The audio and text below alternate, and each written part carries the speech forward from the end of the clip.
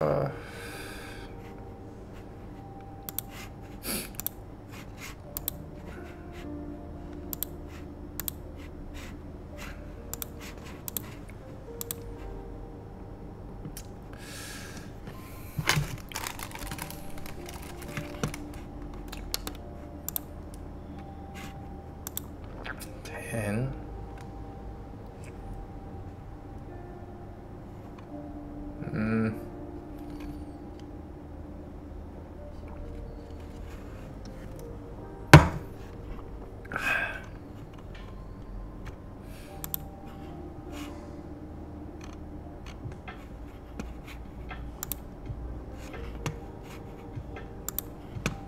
Let's see, chat.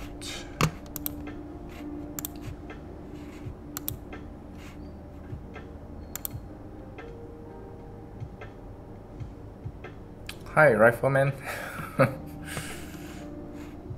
Let's make sure that everything is okay. Should not. Okay, there's no drop in frame. That's good. I hope everything is fine. It's streaming here, so but it's buffering here. If you're watching from YouTube, do let me know if there's anything wrong with the playback over here, because it's just keep turning in circles. Okay. In the meantime, maybe it's just me. So I'll just set up those things here first. Okay, so good evening. Really sorry for today that I have to push back the timing to be 8:15. Now it's 8:18. Yeah, because my wife was using the studio for her handicraft classes. So and then the students were learning, so they're using the place, and I think when they left she had to pack things up just to make sure everything is neatly being put back before she passed back the studio to me. So yeah, that's why today there's a delay in the timing. Okay, let's see. Okay, all good, huh? Yeah, see, there's an error for my end. Okay, I'll just leave it as it is. Okay, maybe I'll just open one more tab just to check. Give me a second. YouTube, and I'm just gonna click this. Okay, cool.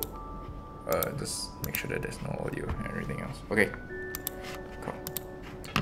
Right, so we'll just jump straight into this character for today.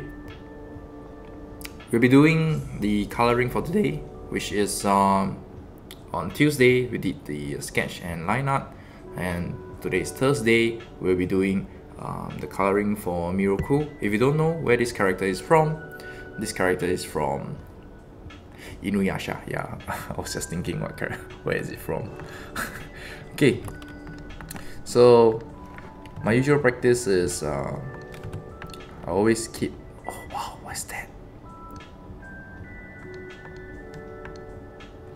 Oh, my cat box is on. Okay, my usual practice is I always make my canvas the milky, creamy yellow kind of color. Yeah, because it softens my eyes when I choose the color. There isn't a very high contrast.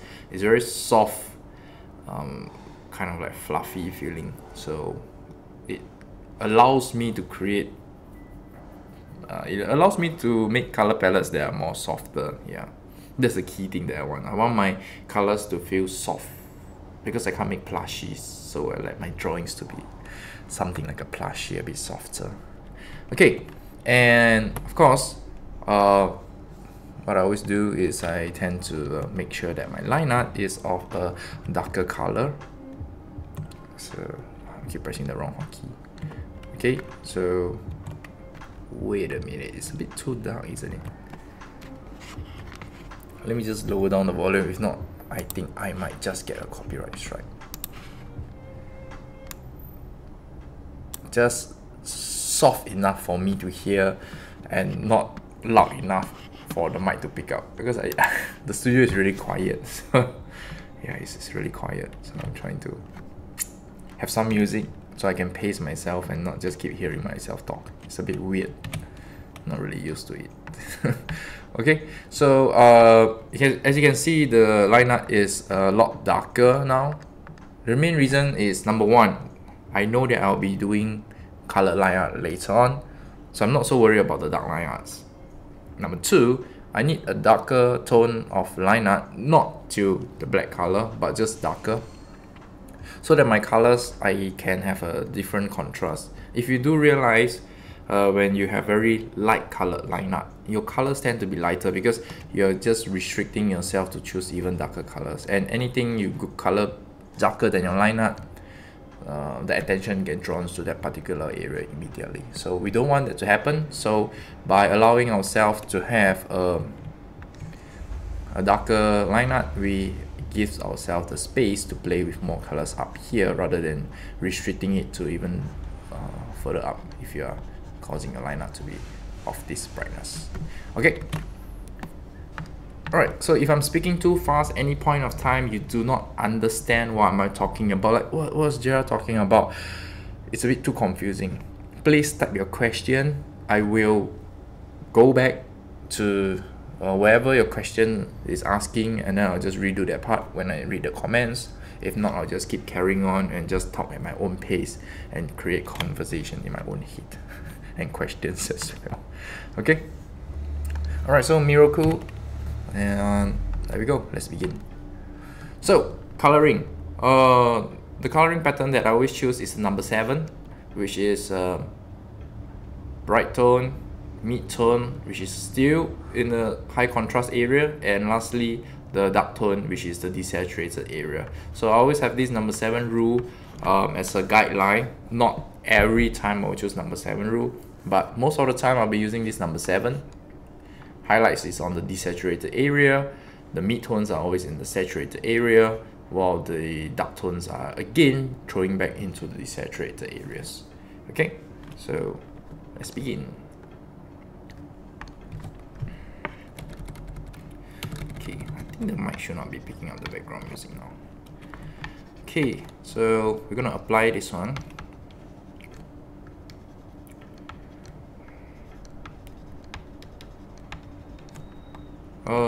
Don't be afraid to choose your colors at the start. Why?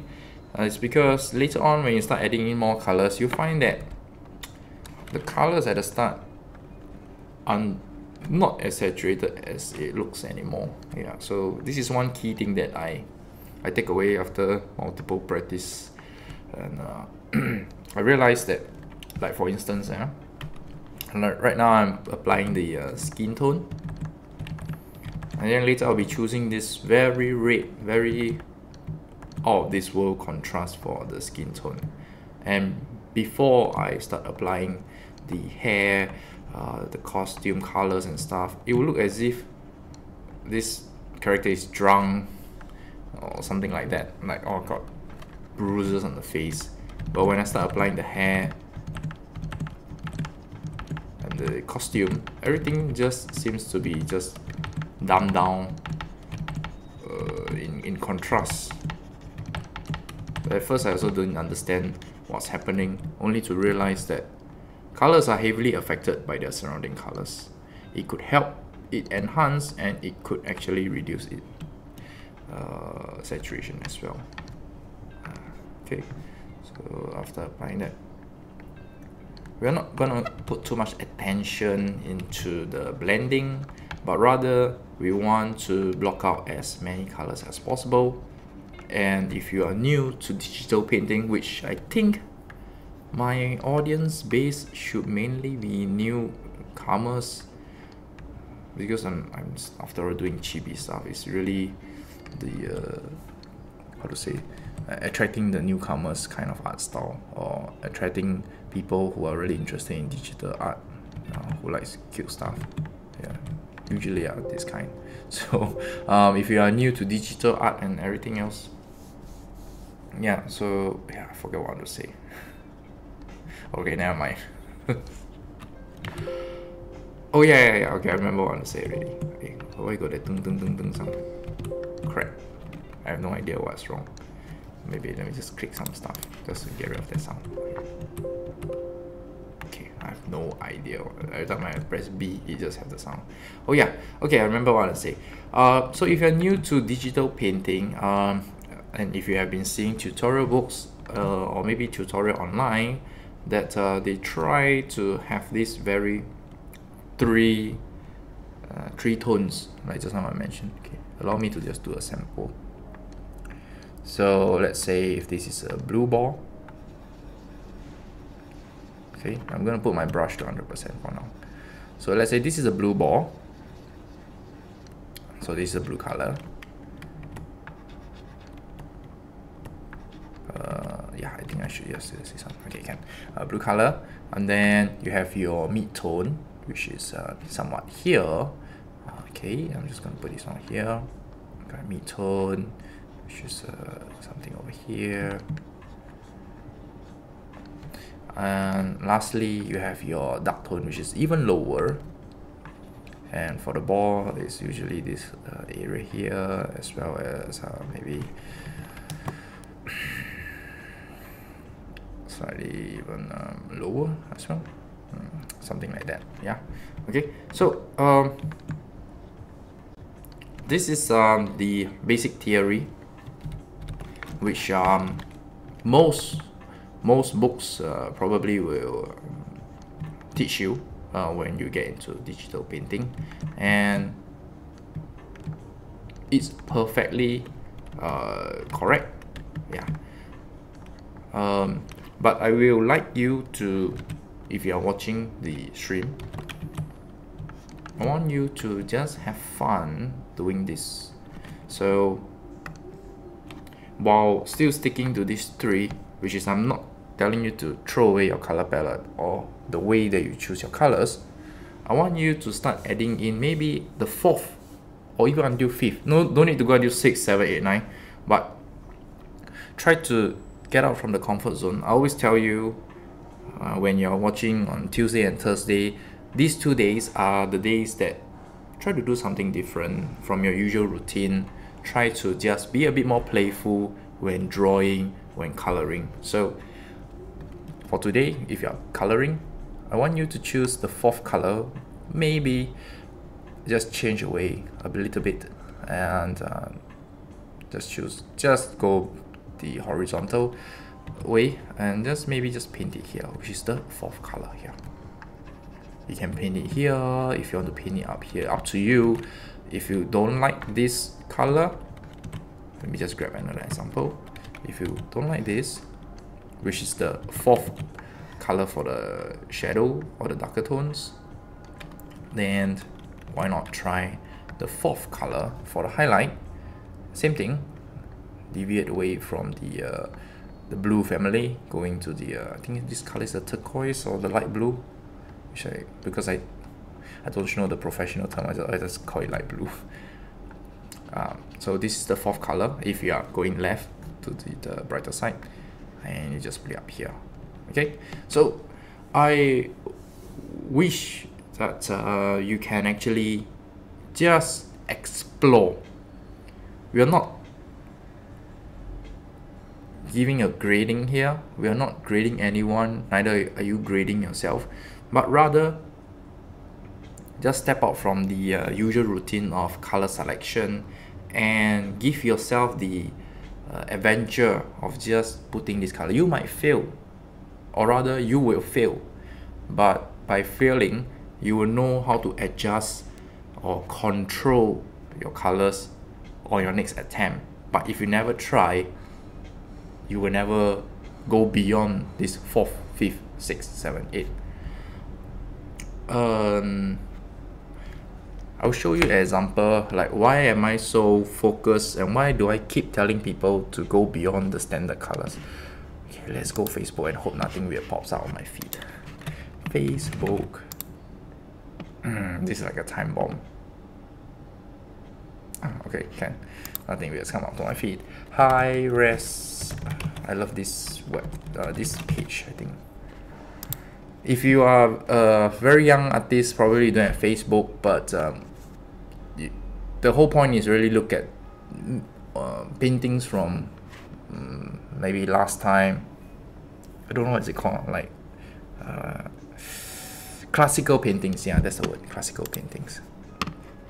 Yeah, okay, allow me to just grab some example. Pretty much anything here. I'll just try to find some safe for works ones. Okay, probably this one. Hello, are you gonna load up?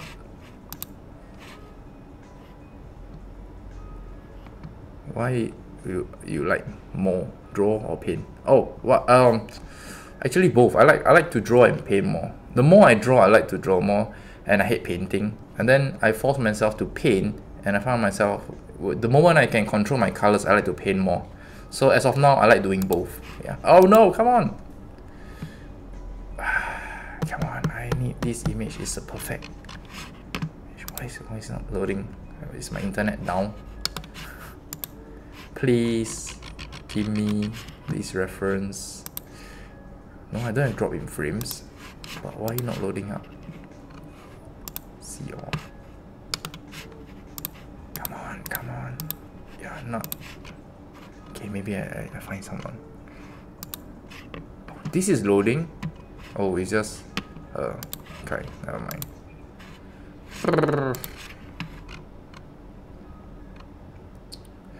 I want to show you these examples because when you see the example, you will realize, okay, we'll just make do with this one. It seems like there's something going on with Facebook that I can't really open up. But when you're looking at this kind of paintings, you realize, oh boy, okay, this one is too much details. I need to find. Great. Okay. Awesome. Yeah, see, look at this. 1776 all the way to 1857. This kind of paintings, I love it. Okay, just look at the portrait face. You can see that there's this high contrast here, which is it's not the highlight, and it's not the shadows. It's like I won't call it mid-tone as well, but it's like those extra points that you want to put to just emphasize on this area. Why are they not putting on here? Why are they not putting on here? They want to just emphasize the nose area here, especially, and it's very the sharp part. Okay, but there's more theory side. But the point is, this is a skin tone, and if you were to look at a normal human being at this in the room or anywhere with a rather similar lighting, you realize that they don't have this orange beam that is on the nose, on the lips, or the nostrils area, even the hair, the ear area. You won't find these bright orange things. But why do they do that in painting? Because it's a painting, and with colors you can bring out more life in your drawing, in your illustrations and stuff like that. So even for the hair, you can see they have these little bright lines here and there.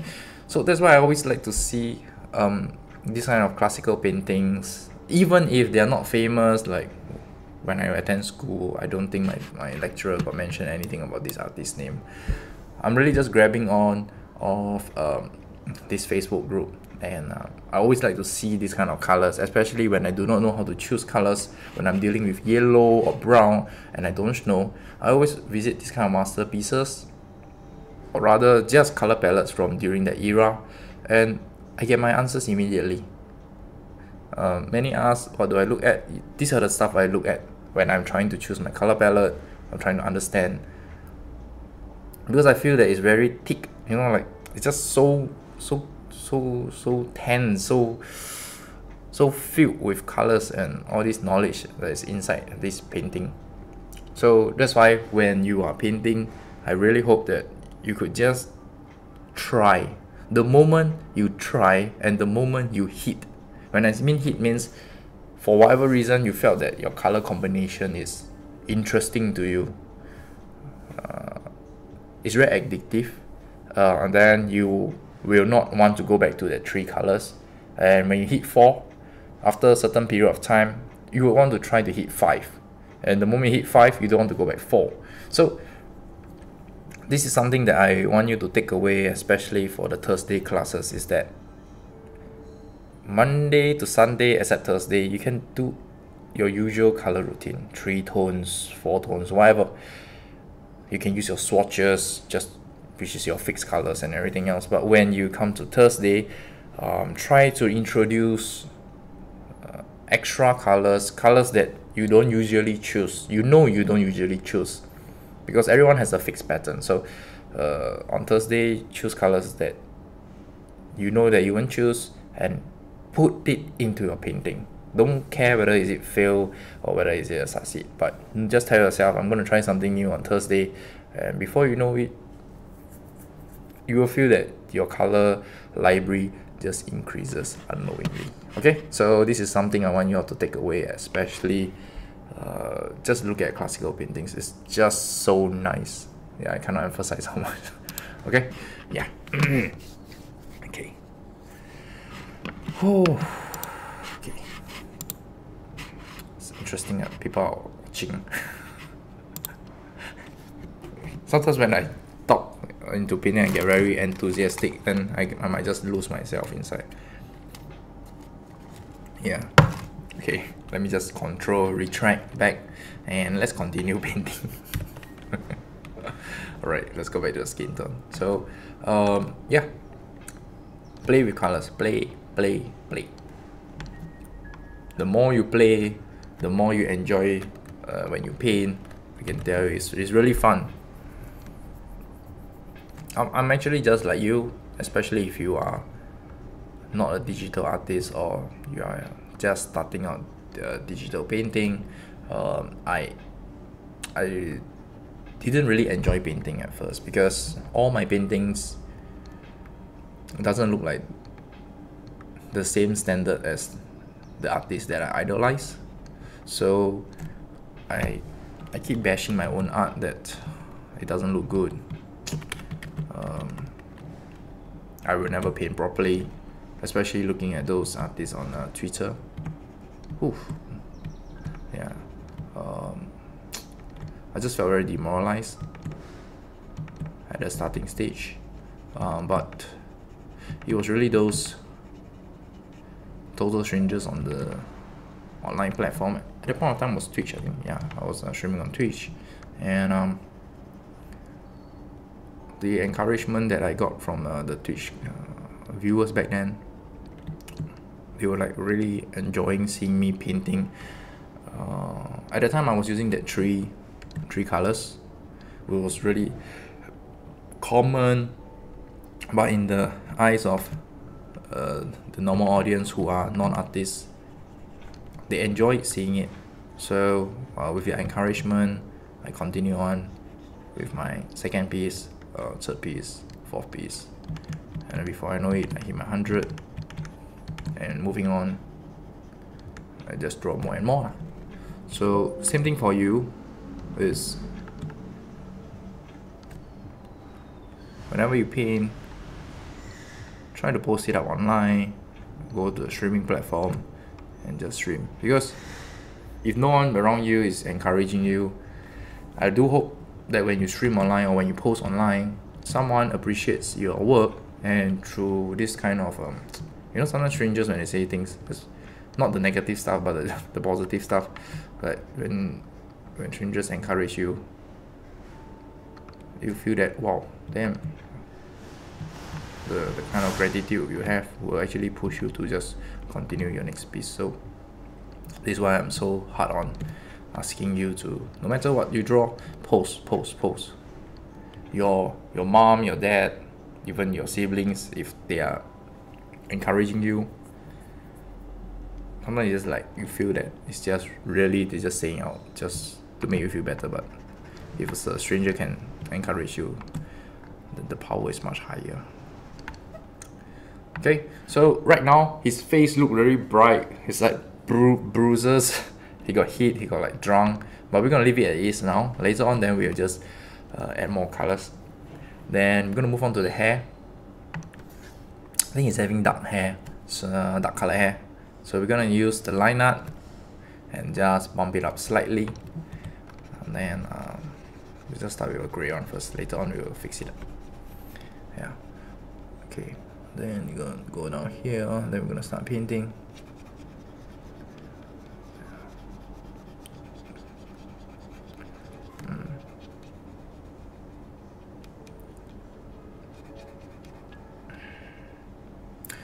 If you're drawing on whether is it a computer or a tablet, one thing do take note is try not to blast out your brightness to the maximum, especially those drawing on iPad or your screen.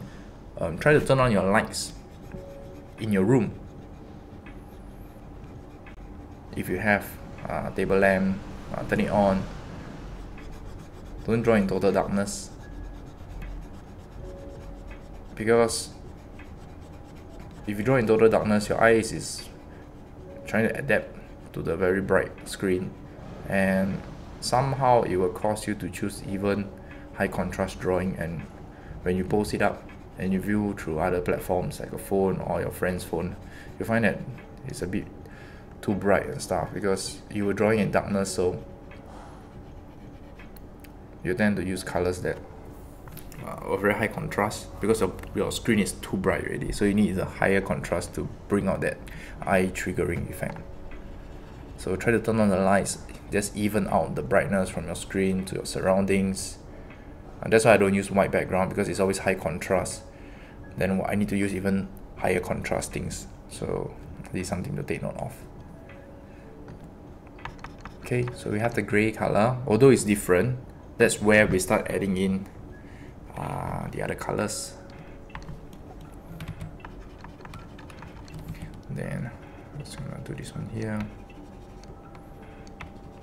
For the eyebrows, I like to do it opposite, just to create a contrast with the normal shading. So when there are no details in an area which is just a big flat shape, you have to use your colors to create a interesting how to say, a subject. You have to make the subject interesting, so you have to use your colors just to somehow, some way that you make it look different. You can do the normal, which is everything the same, and I just felt it's a bit too bland, so I like to do things differently. Okay, so we're gonna pick this one up. The brush is a bit wonky. I'm gonna do it slower. Okay, there we go. Okay, then I'm just gonna do this one here, and then really just blocking in the colors. Not going to go for super refined. And just pulling it upwards here. Just nice. The skin tone and the hair color makes a bit of grayish, reddish color, so we're gonna use it.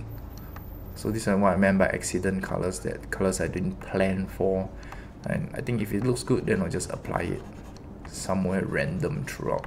This is one of the main reasons why I always use 80%. Sometimes this mixture of colors might just give me some new options, and it allows the painting to be slightly more interesting. Okay, this one here. The computer is definitely lagging somehow. Let me just give a right click, task manager. No, it's not eating anything. Okay, Photoshop is really not helping. It's like jumping here and there.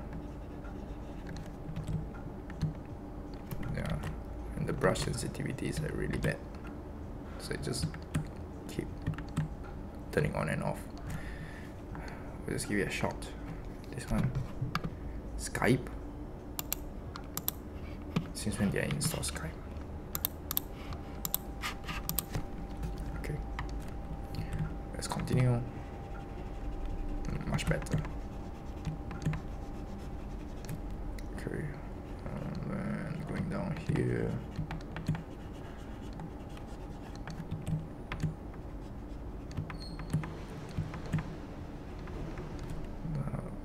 Same thing here as well. Okay, so even if it's a different color, it looks like, okay, it looks a bit grayish. It's very different from the reference. Why? Because I'm not color picking from the original color palette.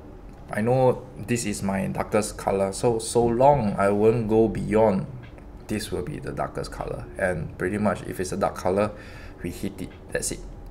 If you're gonna choose pick the color and then you're gonna start painting, you'll find that your attention is directly drawn to that place. So this is what I meant by I always don't use super dark colors and colors darker than the line art. This is the effect that will happen. See?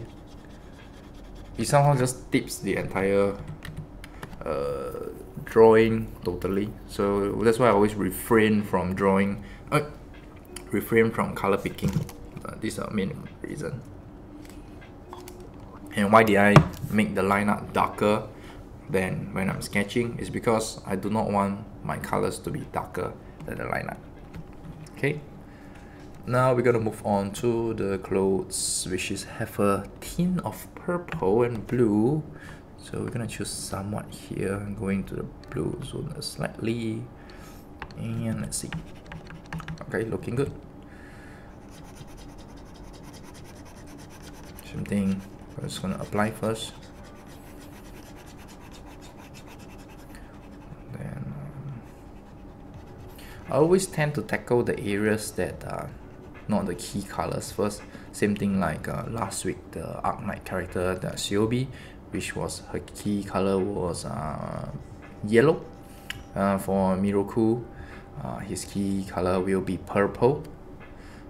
If you notice, anime characters, they always have this key color. Like Naruto is orange, Sasuke is blue, Ichigo from Bleach is like orange for his hair because everyone was like wearing black and white. One Piece Luffy is red, Inuyasha is red. You won't see inside an anime that two characters have the same color palette unless they are the twins, or even twins sometimes they do the variation, alternate colors. So every character pretty much have their own unique key colors, and once you identify that, it's like pretty much like the cherry on top of the cake. It's like the most fun part to draw. So I try to always keep it to the last part when I paint. So I always tackle all these the bigger areas, which is more the dull colors and stuff, and then I'll just have fun later on, like keeping the best for the last, that kind of thing. Okay, so once we have this one, I'm just gonna apply a bit of the shading first. Okay, let's make sure that the video is still ongoing. Okay, cool. Let me just do a quick refresh. Favorite anime wise, I don't really have a favorite, but if the storyline is good, I really like it. Favorite anime wise, I don't really have, but ReZero is definitely one of the animes that I'm loving it right now. It's so good. The storyline is perfect. I love it so much. But yeah, because especially storylines, they really can make a simple looking character have so much emotions and stuff. So ReZero is definitely this season's most favorite anime for isekai stuff.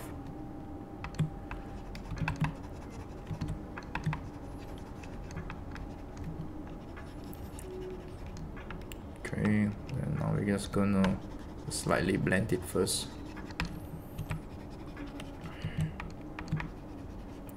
If you do not understand, like, oh, what the hell is he talking about? Like, why is he doing this kind of thing? Please, just ask. Don't be afraid to ask. I always emphasize this because I I can understand from the perspective of someone that is learning, you tend to get more afraid to be asking these questions because you don't want to look stupid or don't want to look dumb, like asking the obvious questions. But sometimes the obvious questions needs to be asked, or the answers are not as clear, especially when I'm drawing chibi every day.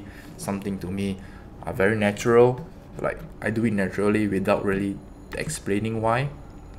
So should you see anything like you don't understand, how come it's having this effect, please let me know and I will just explain. If not, I will just try my best to explain every process that I'm going through. Okay, and then once we have that, we're gonna choose a lower. I'm gonna go into the blue zone. Just gonna tap it in.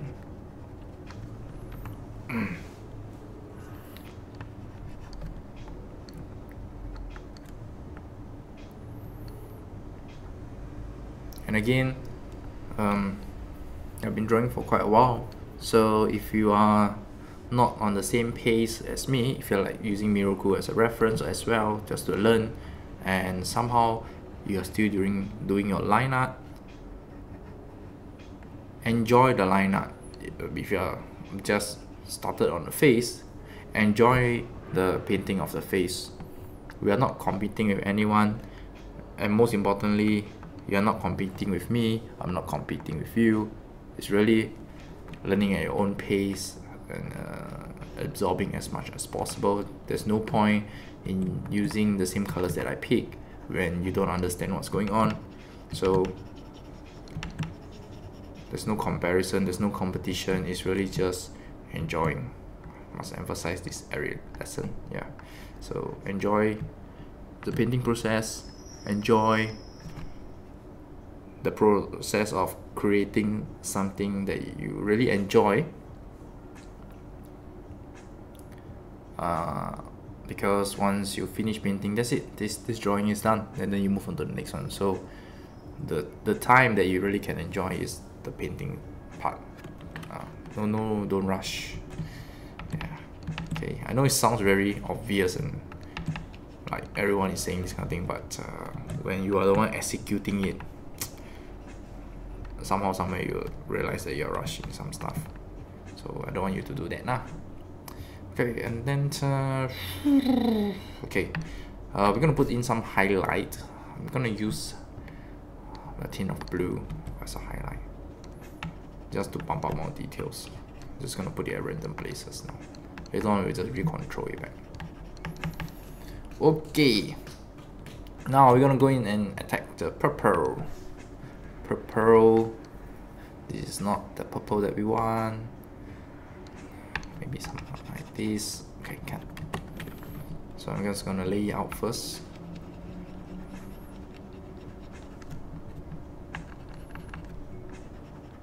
Purple. Something here.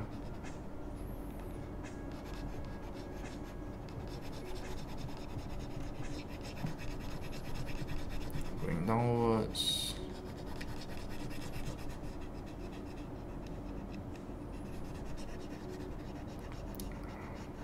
Don't underestimate this big shape. It's the hardest because there's really no details. It really relies on the color choices, the blending to make it look interesting. It's actually the hard part. Then the gloves. Later on we'll tackle the beads.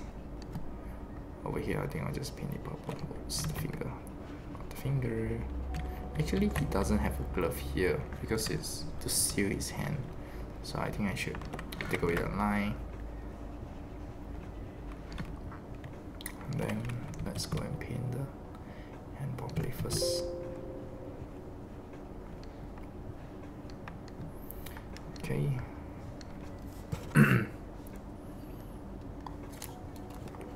Right. So for the purple, we're gonna use our purple and just shade it up a bit first. Wait. Something, the shadow is coming from the bottom. Just gonna splatter the paint here, shading shadows on the ribbon. And follow the flow as the reference is just give it some swipes, and we're just gonna start pulling the colors.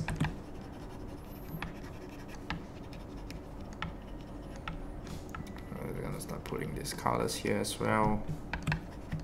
And then okay, really just blocking in the colors first. Just blocking in the colors. Alright.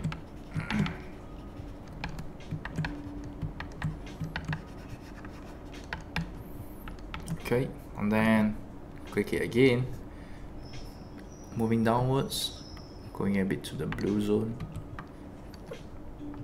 Okay, same thing, adding in more depth.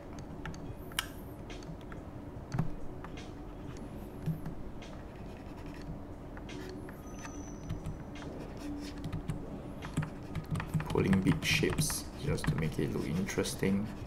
As of now, I'm really doing it from the perspective of just making it visually look interesting. Theory wise, is it possible to have such a big shape on a rope? I don't think so. But visual wise, does it look interesting? If it's yes, then I'll take it, that kind of thing. So I'm not really there for the theory, but rather trying to make this big shape looks interesting and not just plain boring thing. So same thing over here, I'll be trying to match up with the big shape. I'll use the same color, pull it to the front, slowly blending. Right. Don't forget the gloves over here as well.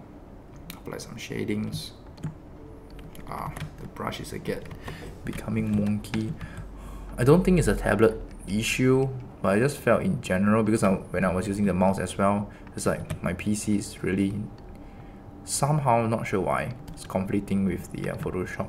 It's causing it very lag. It's like no issue playing Monster Hunter, but I got issue doing Photoshop. Is kind of weird. Okay, so we have this color, but now I want it to be more interesting, so I'm gonna color pick my brightest tone, moving up slightly, and I'm gonna choose a bit of blue. Same thing, I'm just gonna add in some highlights here as well, a bit of blue touch, and maybe just blend it a little. Not too much, because if it's too much, then the effectiveness isn't there anymore. So I'm just gonna put it here, and then maybe put some here bottom as well. Maybe not here. It looks as if it's everywhere. So yeah, just gonna put a bit here and there. Maybe at the side here as well. A bit of purple, a bit of backlight. Yeah. Okay. I have his sandals, which is a brown color. For me, I'm gonna choose a bit more of a reddish brown, because it's really small, so I just maybe even the toes area I'm just gonna cover up. And his the beads, which is a bit of blue turquoise color, so I'm gonna choose here. Just apply it first. Okay, now that it looks obvious, then we're gonna choose this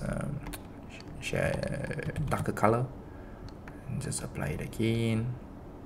And now we're gonna choose a high contrast color to make it look interesting, going into the green section here, and just putting it a little bit here and there. And there we go. And his ring, I think it's gold in color, so we're gonna choose the yellow. Same thing for the earring. Nice, I love this kind of color. So good drawing this color. And of course his rod, so it stops here together with all the rings by the side.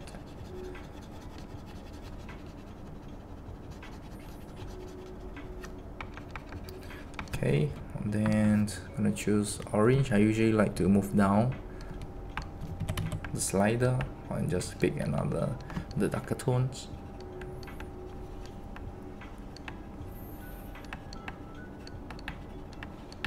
Just gonna shade it out.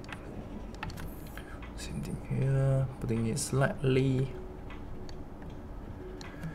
Let me drink some water. No coffee. Questions? It's the new update for Photoshop. Yeah, I did the update and it start lagging. Like I think it was two or 3 weeks. They had this update. Itchy finger. I go and press. Yeah, damn. Do I swear? Depends, but I do swear. I do swear, but not on a usual basis.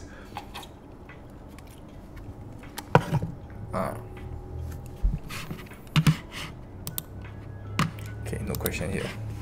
Yeah, but the update is damn. I really want to. It makes me really want to use other programs on my Aftershock PC. It's like this PC is good stuff. It can play Monster Hunter, but why is Photoshop lagging? And the lag is a huge turn off. It caused the coloring to be so much lower than it's supposed to be. Something somewhere is just not right. Okay. Make sure everything's okay here. Okay, cool. Alright. Okay, so once you have done that, I'll be putting all the color palettes. If I remember, I think the purple I never gonna put. Let me just go and dig out the colors. Yeah, I'll put this as guiding material for you, because when I was learning how to paint, these things really helped me, and I always try to hope the artist that I'm learning from has all these color palettes by the side. It makes the coloring process a lot easier. It allows you to achieve similar results with a bit of understanding, closer and faster as well. So I hope all this can just motivate you a bit more, just to do your craft. Okay, then we're gonna put in some darker colors here. It's a bit too much. It's a bit too much. Just gonna move it slightly. Yeah, this one is a bit much better. This is too much.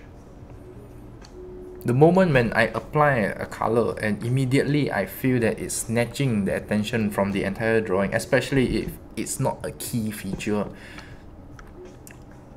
I stop and I choose a color. I will adjust my colors as I go along.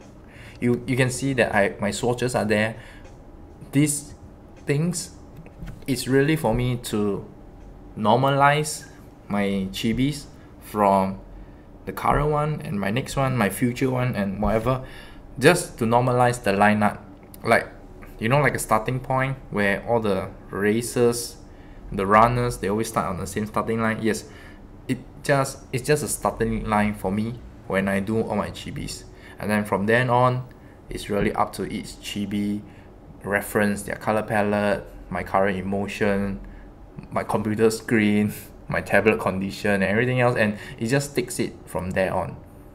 But my swatches are always just the starting line, the sketching, and the base color, just to make sure that everything looks from one whole family. When I do a compilation, wallpaper, a poster, it doesn't feel as if like different artists took part in drawing the chibis, that's all. Yeah, so as I progress in the drawing, it really depends on what did I choose in the purple, what did I choose for the purple, and then it might affect how I choose this orange stuff. So this is what I meant by playing. There's really no 1 + 1 = 2 in drawing. That's the main takeaway for me. Yeah, after drawing so much, I used to think that drawing was really 1 + 1 = 2, but the more I do, the more I come closer to the conclusion that really drawing is really very situational based, and the only thing you can control is with understanding. You can get out of shitty situation as fast as possible so that you don't get art block. Yeah, that's the key thing, because the better you understand how to control colors, should somehow one day the colors just didn't seem right, you have theory to just slightly back you up a bit just to get out from the shithole, rather than try and error. Some can get it very quickly, some the longer you take, the more burnout you get, and most who didn't get out just stop painting, which is quite sad. So that's why I say always try to explore colors, is preparing you for the future. Should you meet a city situation, you can use your explore combination. Why is the color not coming out? Explore combination to just get yourself out.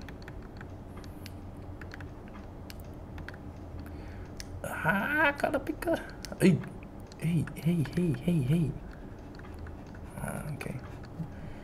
Okay, and then same thing, gonna choose even darker so I can have a contrast here. Yep, there we go.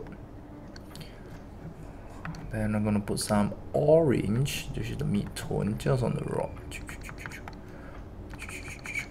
Yeah, okay. Same thing here.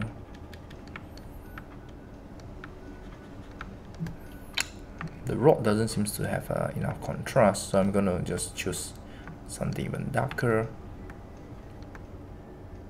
especially all these folding areas here. I'm just gonna put it in slightly darker.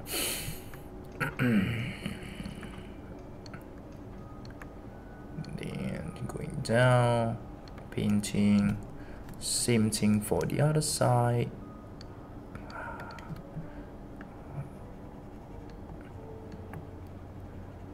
Okay, now the face, at first it looks very contrast. Somehow the face doesn't feel as reddish anymore. If you don't believe me, you later, I'm not sure whether now can or not, but you scrub it backwards. Can I go YouTube and scrub it backwards now? Let me go and see. Okay, let's see. I think I can. Yes, yeah, perfect. Okay. Is it here? Is it here? The ball part. No.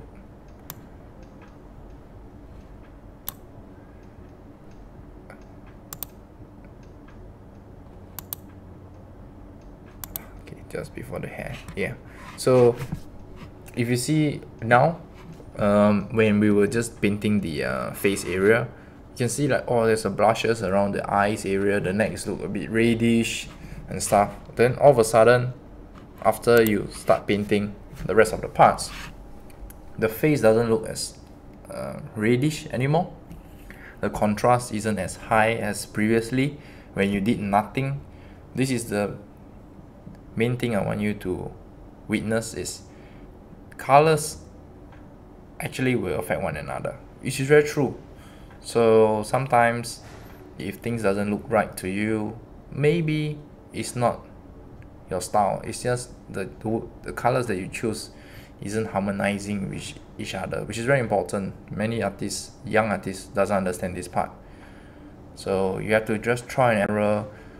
Maybe the black should be another black, maybe the white should be another white, maybe the purple should be another tone of purple. There's thousands, just a little bit of nudge, just nudging through this box here can give you thousands and millions of combination. I actually don't know how many colors are, but yeah, so you get so many type of combinations, and it's only through experience then you know how to harmonize your color palette.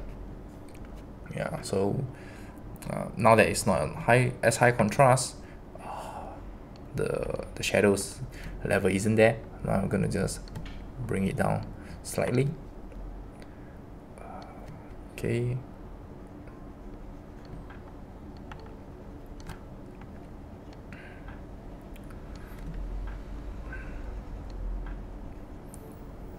And in painting, which is also very important, there isn't something as like no turning back. It's not move on and you can't walk backwards, that kind of thing. What I meant by saying that is I start off with painting the face, I move on to the hair, I move on to the robe, I move on to the weapon. 4 stages. Very straightforward. But at any one point, I felt that the face, the saturation is dropping due to the hair, maybe due to the robe. Or you can always go back to just add in more red tone, brown tone, blue tone, purple tone, any tone that you want. If the hair suddenly isn't as dark as it's supposed to be, go ahead, go back to the hair, change it. If the purple somehow looks weird, go back, adjust the purple. There is no rule saying once you leave that section, you can't go back. It's always add, subtract. So now I'm adding more shading, I'm adding more shadow just to darken the skin tone so that it doesn't feel as if it's too light, it's like floating away into the sky, that kind of thing. So I'm just going to tie it down slightly. Again, going in and blocking. Don't be afraid to just mess up your colors. Don't be afraid to add colors. We are already doing digital painting. We don't have to spend money buying Copic markers. You have all the colors you need. It's just try. Okay, so once we have that, I'm just gonna color this part here. I want to emphasize again, always have fun when you are painting. And then hopefully through these weeks of painting, drawing and everything else, you will find something that you enjoy, a certain way, a palette, a combination that you really like, so that you can keep drawing. The key takeaway will be finding a process that you really enjoy, because once you have that enjoyment, that excitement, it will make you want to get up and turn on the program and draw, rather than thinking, oh shit, I'm gonna draw another shitty drawing and then nobody's gonna like my drawing, that kind of thoughts. So if you found that process, you will like to keep drawing, and with that you'll get better over time. Okay, so we're gonna color the eye now. I always keep the eye to the last part. Okay. Oh, so cute. Ooh. It's gonna be a flat tone. I just enjoy doing flat tone for gray eyes. It's just so hollow. So I don't know. It just gave me a cute vibe. For the cheek wise, I want it to be even more blushier. I think that's the word. Oh, this is still pinkish. No. Moving in a bit more. Yeah, this one. I like this. I'm always pressing the window key for some weird reason. Okay, so there we have it. The blocking of colors has been done. We'll be moving on to blending, which is the phase 2, and coloring of line art, which is phase 3. How long did we took? We took 1 hour in blocking, yeah, because I spent too much time explaining stuff. But okay, I'm gonna take a snapshot, and once we upload, we'll continue. Work in progress 4. Let me just save first, if not. Yeah, oh, sorry. Remember to save your canvas. I totally didn't save for the past hour. Color 1. Okay. Why is it always at 6? Okay.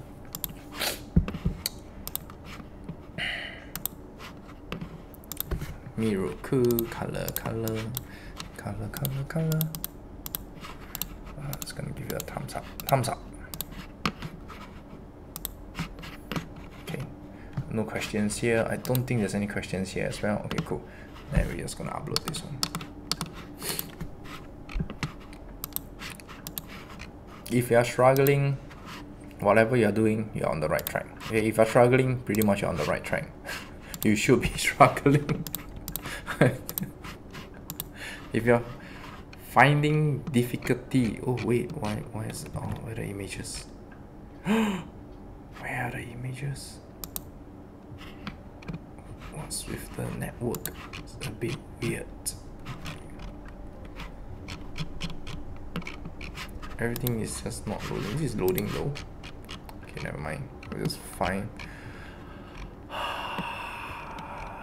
I think it was Tuesday. Inuyasha.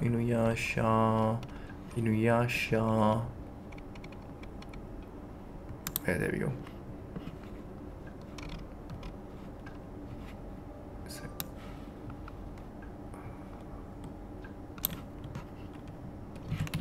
Okay, can. 1% Chibi Class. Color Phase 1 live on YouTube. That's the thing, you have to really promote yourself. No one's gonna promote for you. If along the way you meet someone of a higher following and they enjoy, maybe they can give you a shout out or two, but it still rely on you to keep shouting out, getting people attention as well. Twitch, YouTube, and Facebook. About the 3 links here. 1, 2, 3. YouTube, Twitch, twitch.tv/jrpencil, and for this one, Facebook is at Facebook. Let's keep the first letter caps.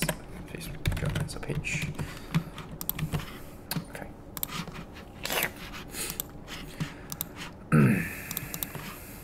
Something for here. Let's post this one up. That's why I'm using it. Okay.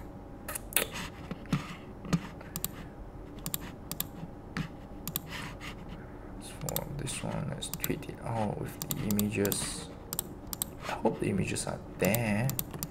Just weird that it's not happening. Hey, this one have pictures.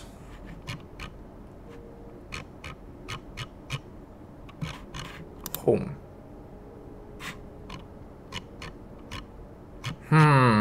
That's weird. Okay. Okay, never mind. Hope everything solves itself later on. Okay.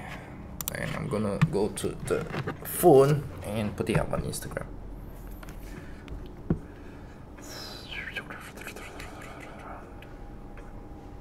So when I'm posting, if you can, you also post just to record your progress. It's really good.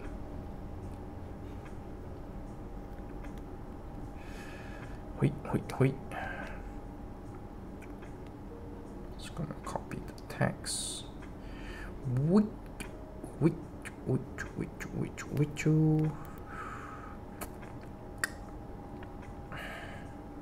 Edit the caption. Select all. Copy. Going down here. Wait.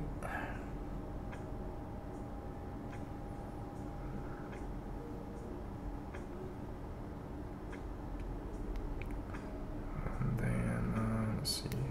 Let's keep finally complete.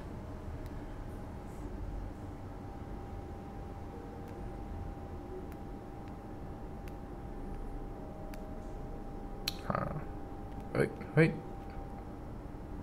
What the?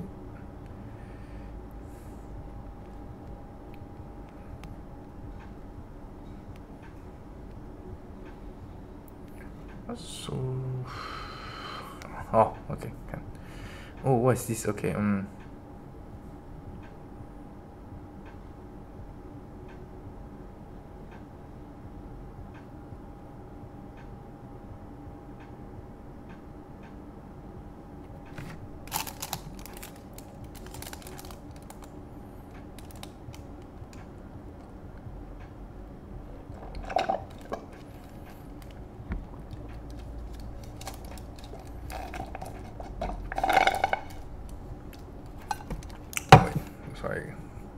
20th, 17th, and that's about it.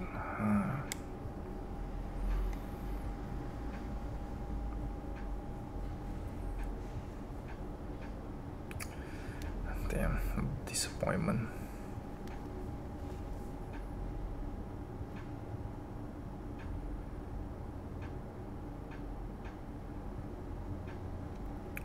I should just, okay, give me a second.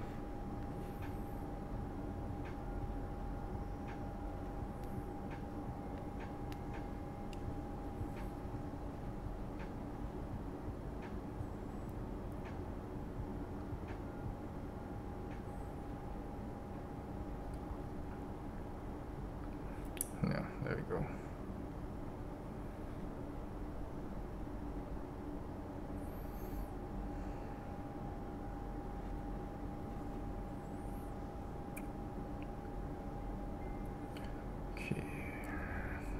Second. Fua fua chua chu chua chu chua chu.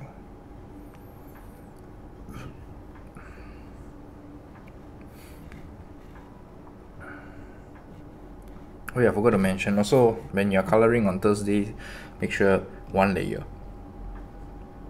I know it's uncomfortable, but one layer. You don't see me using those tools like this one. If you're a Photoshop user, you probably know this hue and saturation, which you always some people use it. I used to use it as well. Increase the saturation, the brightness, and everything else. Don't use your eyes. Your eyes is the slider. If something is wrong, something is off, change. Again, your eyes is the slider. Don't rely on all these features. If you're using Clip Studio, if you're using Sai, whatever program you're using, Ivy's Paint on the phone, same thing. Your eye is a slider. That's why I say adjust your lighting in the room, lower down your screen brightness and contrast if you need to, and just choose the color with your eyes. I know it's uncomfortable at first, but in the long run, slowly remove all these features to help you. Your choice of colors will be strengthened. You will be more confident, and whatever situation should you have, you know how to tackle it by choosing a color to compensate it. Okay, so don't use all these features on Thursday. Okay, I'm just gonna post it up.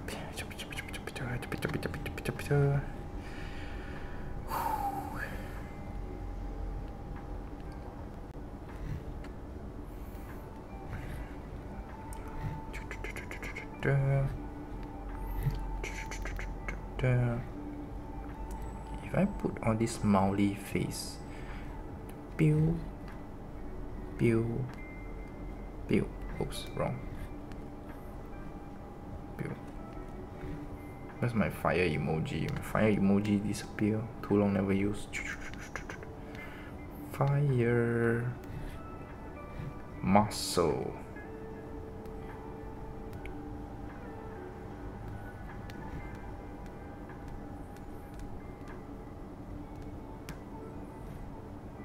Yeah, okay.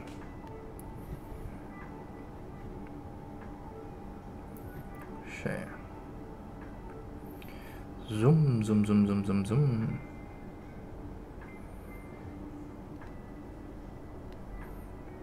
Yeah, that's cool. Oh my goodness, so cute. I'm very weak against cute stuff. If I see cute stuff, I like to share. Hey. Hey, wrong.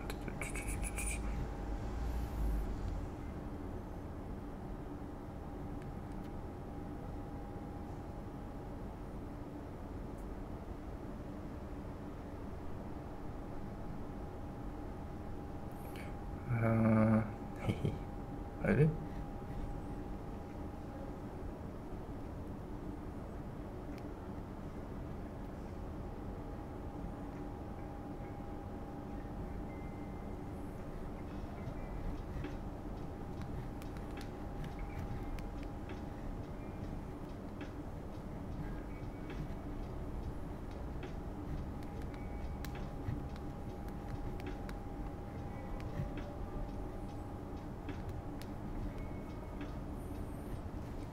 Okay, this one here. Pew, pew, pew, pew, pew, pew, pew.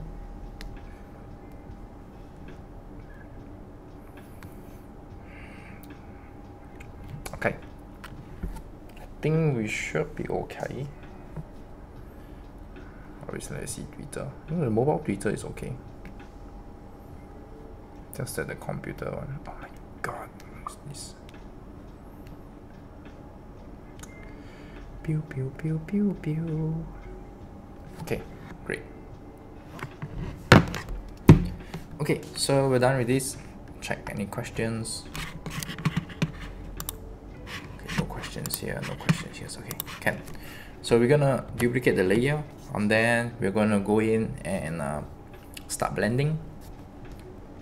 Save a canvas, make a new window. If you are on Photoshop, this is how I always get a new window, because the navigator is a bit too small for my liking. So I kind of use the big one. That's why I don't use the navigator. I always make a new window. It pretty much works the same as the navigator, and it's clearer. If you're using other programs, you got to find which one, because I'm not really sure what are the terms and how to open this screen out. Okay, and then it's gonna slide it here a bit so I got more space to paint later on. Okay, now let's blend. So we usually start from the top here, and you can notice that my brush size is still rather big. I didn't really go into make a small brush. Later on then I'll use a smaller brush, but for now just gonna use a big brush and really just choosing the colors. It's a bit wonky. Okay, maybe I just smaller the brush a bit. Yeah, the smaller brush size is less wonky, because I'm using the alt to actually color pick the colors and slowly blending it. So the reaction speed I actually requires from the program is a lot faster, but now that's a bit slow, and you can see sometimes this overshape appears. It's because it's not reading the sensitivity. I hope there's an update. Maybe I should check later on, see if there's an update to maybe they solve this issue. Okay, and then this overshape suddenly it's not reading the sensitivity.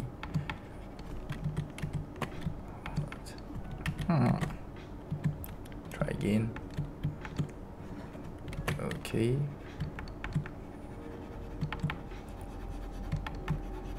Then blend it. So if you see me struggling with all this stuff and you don't have all these issues, then yeah, you should be very happy that you don't have all these issues. I'm having all these issues, but I'm still enjoying the painting. Okay, so sometimes you might face all these problems while you're painting. So if you enjoy the painting, then you won't see all this as problems. Then you just continue, just slower, but it will not stop you from painting a good painting.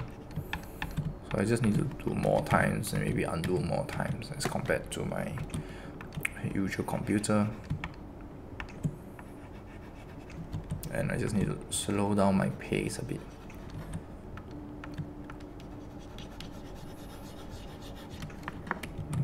Let's blend it here.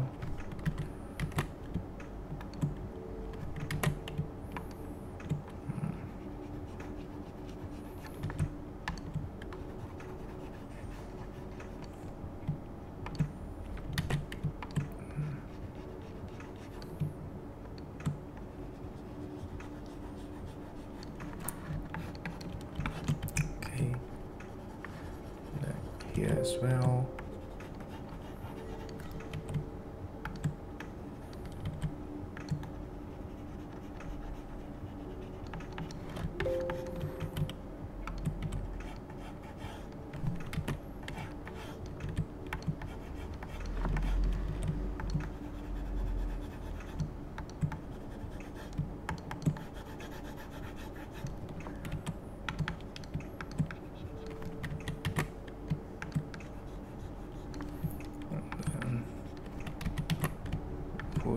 this one out as well.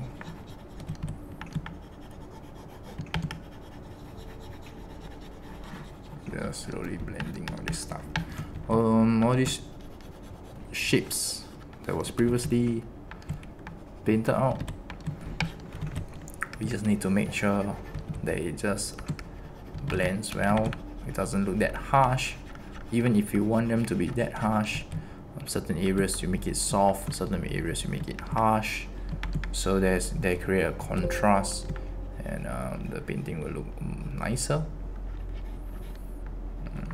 But if you like it to be full on harsh throughout, then okay, that is fine as well, because that's your style.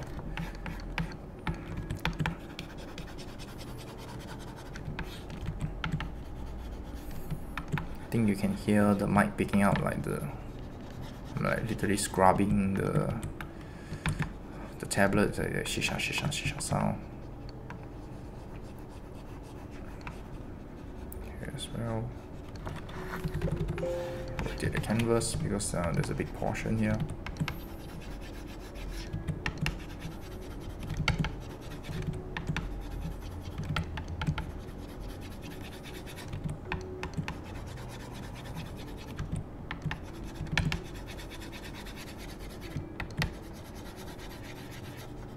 Okay.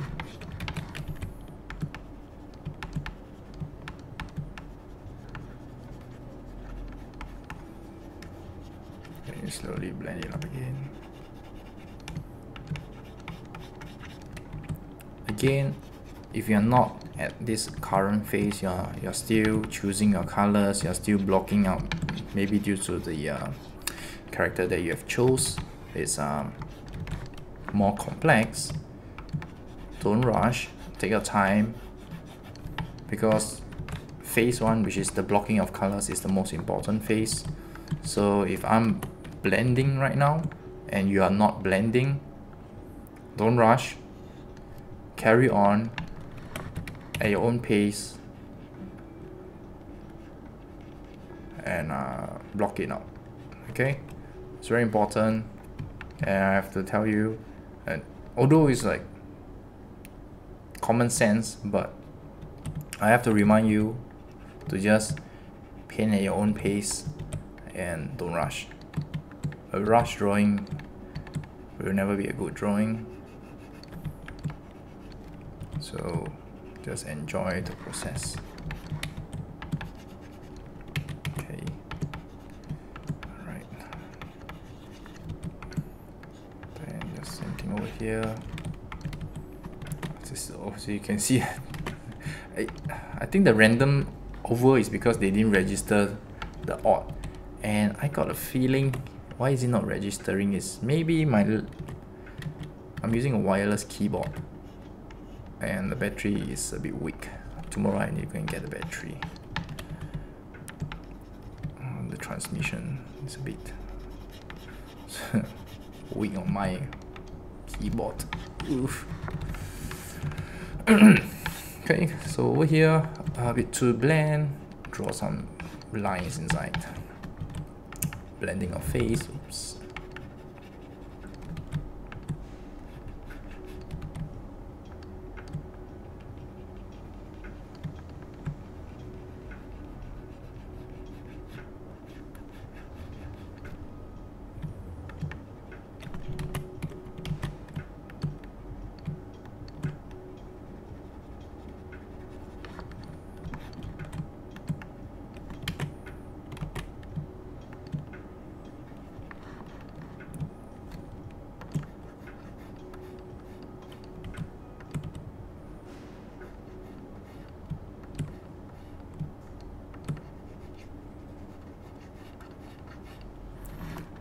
Okay, nose, I think this is a bit too harsh. I'm gonna just remove it. Same thing on the face here as well. I'm just gonna blend it more evenly.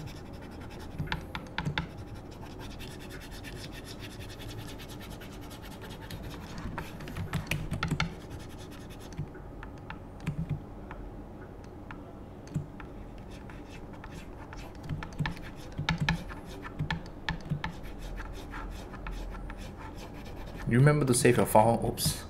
Yeah. It was just now a delay happened. I just, oops. Shit, I didn't save my file. Okay, paint slower, paint slower. Paint too fast already. It's really lagging the computer. The response isn't there. Slow down. Pick the cheeks color here.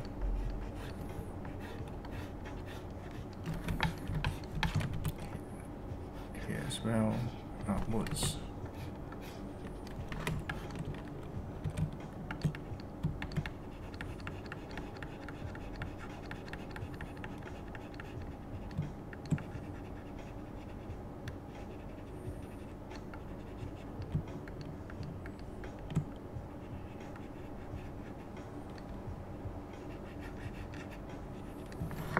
Okay.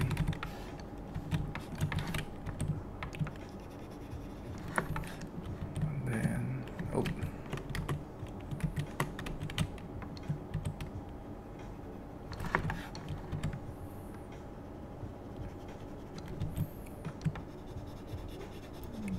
So blend again. Always check the overview. See if is it too red?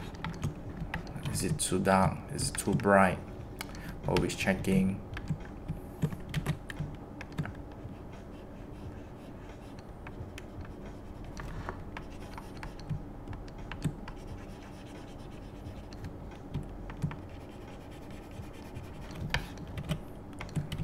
Color here.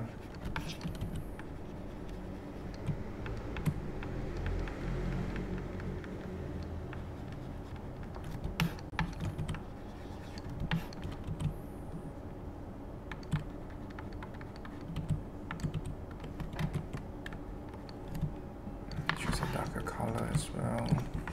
You don't have to really reselect your colors, but just choose with the colors you have already chosen and blocked out.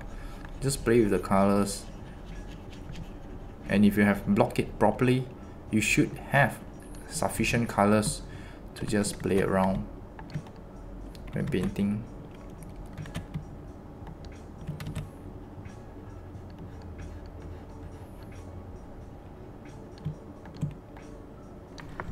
Okay, so here I can afford to just put a bit more pinkish here.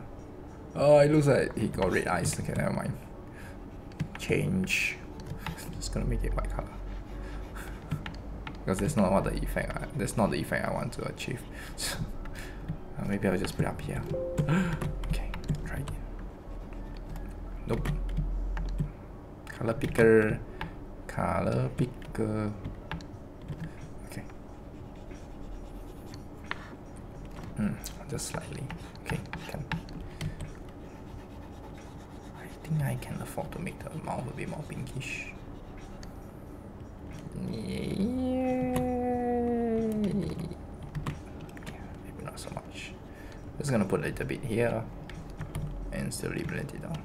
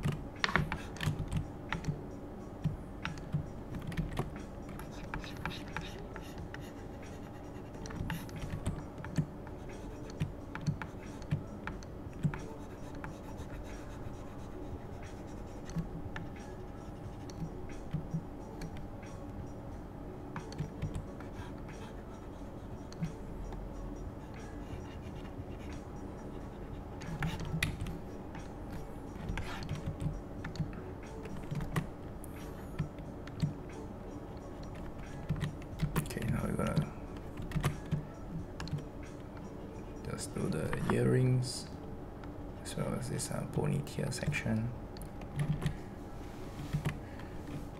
Remember to save your canvas.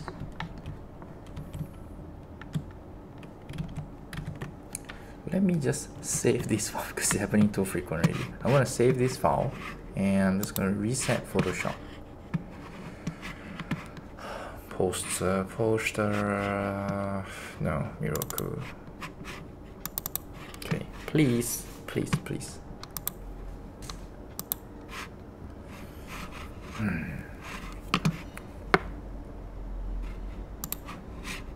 I know you can be better than that.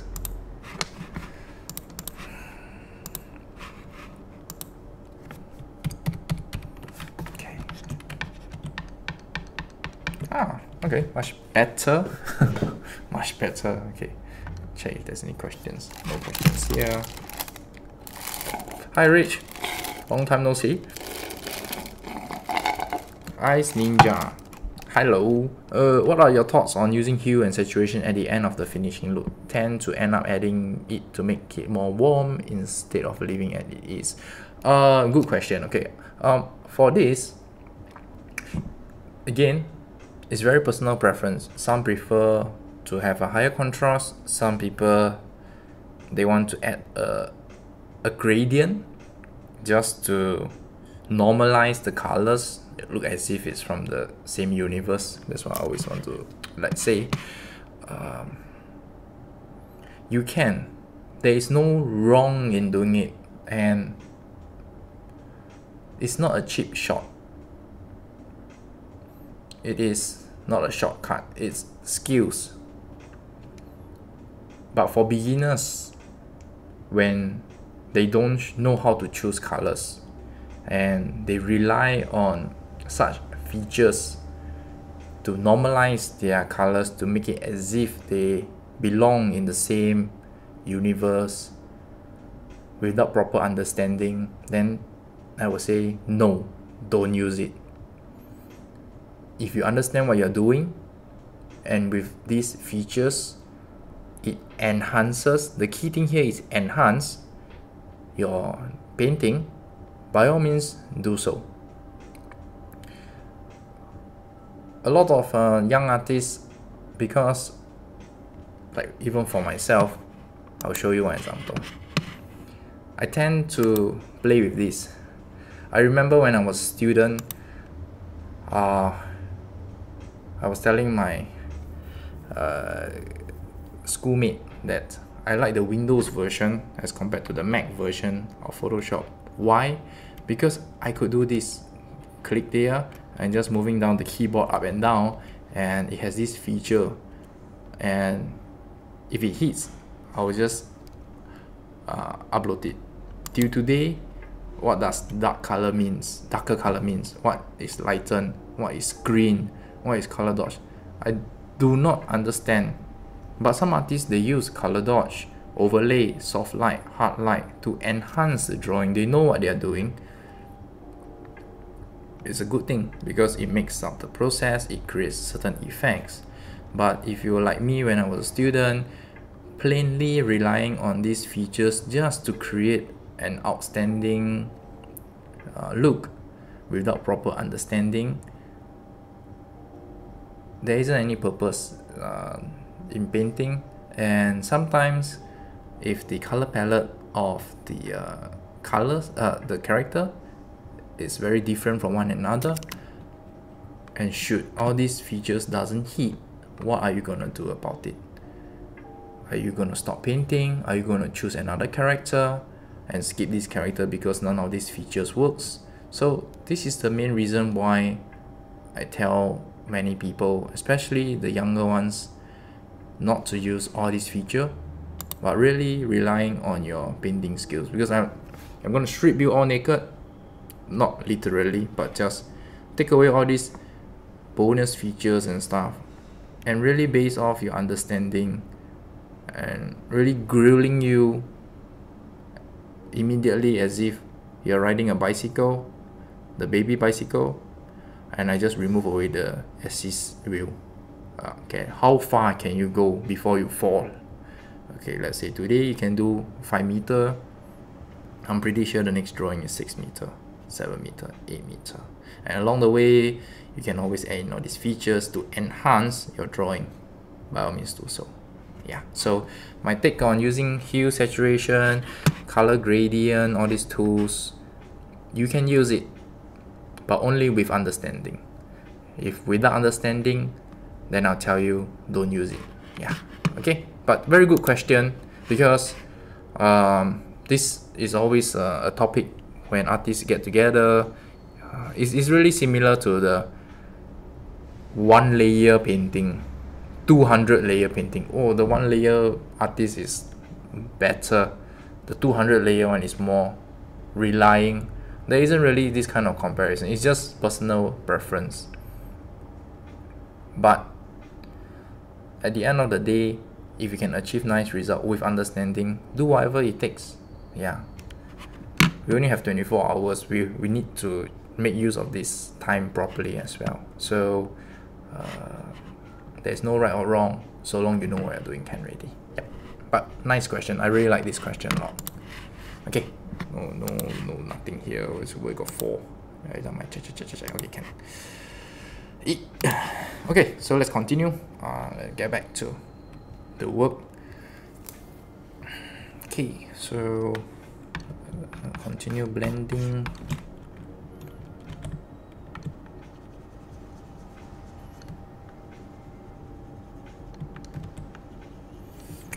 Just to talk more about this topic, because I think it's a very good topic to talk on. It's like for me, I know all these things, and I used to rely on it so much that when I hit a roadblock, when all this effect doesn't give me that visual trigger, because I'm so used to letting my eyes being triggered by all these things, 1, 2, 3, 4, 5, 6, 7, 8, 9, 10. Then maybe on the 20th drawing, that I'm so used to all this trigger that it no longer works. It's like drinking a lot of coffee and the caffeine just stopped working after the 20th cup, that kind of thing. I didn't know how to carry on. I felt something was amiss, but I don't have the answer to it. Especially as a self-learning artist, the answers you have is really there in front of you, and if you don't understand what's going on, no one is really there to help you. So then after that, I slowly try to remove all these features and try to understand. And now when I know maybe the hair, the saturation isn't there, what color should I choose to balance it out? The keyword here is balance out. So when I paint in a particular area, I felt it was over contrasting without using the features. What colors to add in the area or the surrounding area to just make it look desaturated? I know what colors to add in. So it comes down to the more struggle you go through in a long run, no matter what shit situations, not only for yourself, because the more you draw, the people around you are going to ask you to teach them, to guide them, or even critique their work. Your eyes will be so adept that you can spot on mistakes so quickly without the help of all these things. So yeah, this is the oh no, it's lagging again. Yeah, but that's the main thing about why I always tell others not to use all these features without understanding. But unless you go and read up Photoshop tutorials, like those photographers, you really go and study their YouTube tutorials, like to enhance this, they use this feature to enhance that, you use that feature, and with that understanding, yeah, you can go really, really far, and you can achieve results really, really fast as compared to just color picking and blending. Okay, so we're gonna do this one here as well.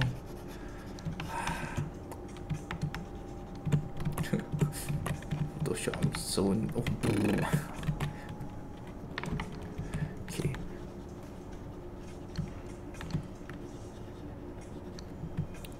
I'm gonna paint this one here as well. Just gonna blend it in again. Check back at the overview, make sure that everything is properly being colored.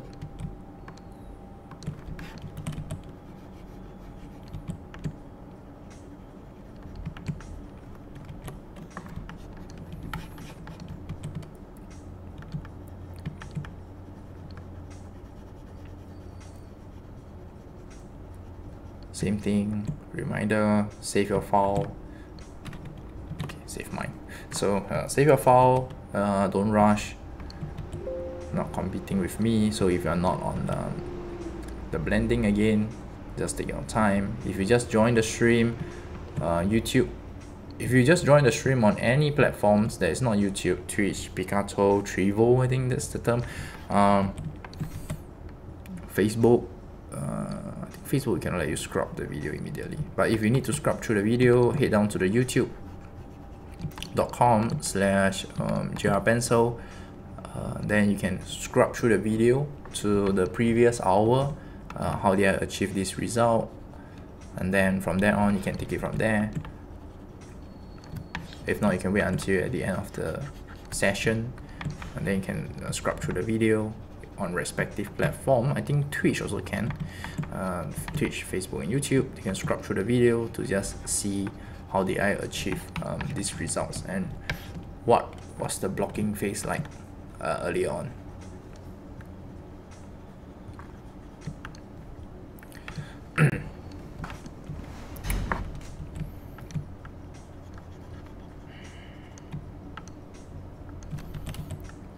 I just need to slow down my pace, and then the functions will not cocked up. If I'm just too fast, it'll start picking out weird stuff again. So I'm just gonna slow down my pace. Just paint slower. Everything should be okay. Can save again. I think I could add some radish here.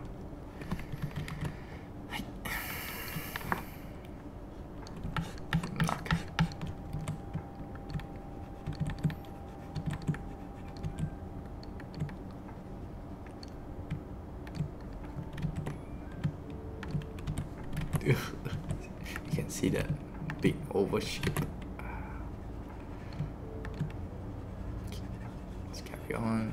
Let's blend it first.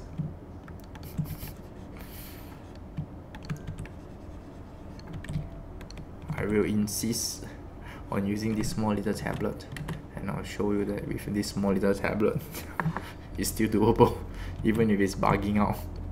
If I can do it, you can do it too.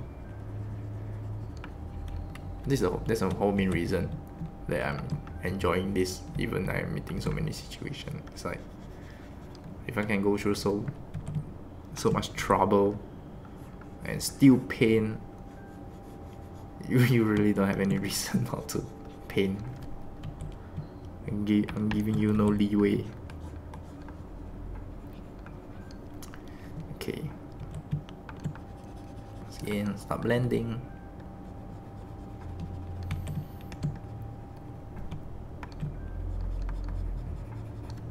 You'll notice that I'm not really calculating, the light is coming from the top, how much shadow should it cast. If this shadow is here, the other shadow should comply. I'm really more on the visual, so long the visual, the edges, the shapes, and the overall feeling as viewing on the left side is clear. I can understand what's going on. Doesn't look weird. The most important thing, doesn't look weird, doesn't look unnatural, then it's a green light for me.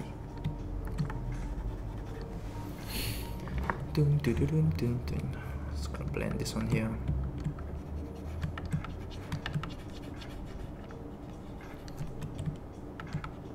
And for those who have seen, or for those who haven't seen, you can view it on my, I think it was the post on the Kagome,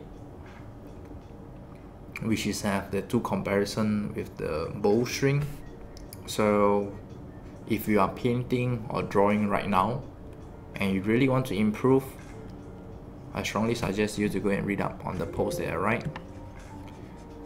Because it will let you have a better understanding on why am I doing certain things, and why sometimes when you do certain things it doesn't look right, even if you're doing everything correctly, but the overall, the whole package just looks off. Yeah, so it's very important. So I want you to go and read it up if you really want to improve and push yourself even further. So I'm gonna paint here. Same thing here as well. Again, I'm so engrossed here, I forget to check the overview. So again, overview check, okay, doesn't look weird. Move in and tackle the other parts. And just start blending.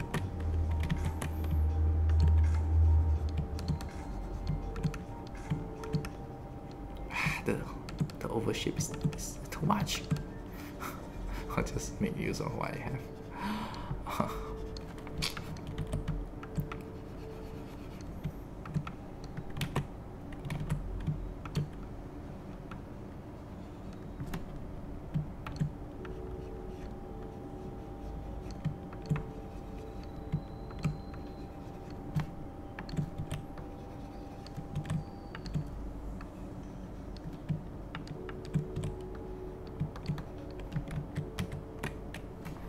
Okay, so we have that.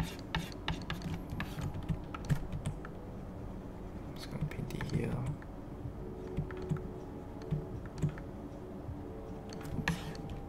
Okay, for the purple rope, I think for the darker rope here, we're just gonna blend it first. Cast a shadow.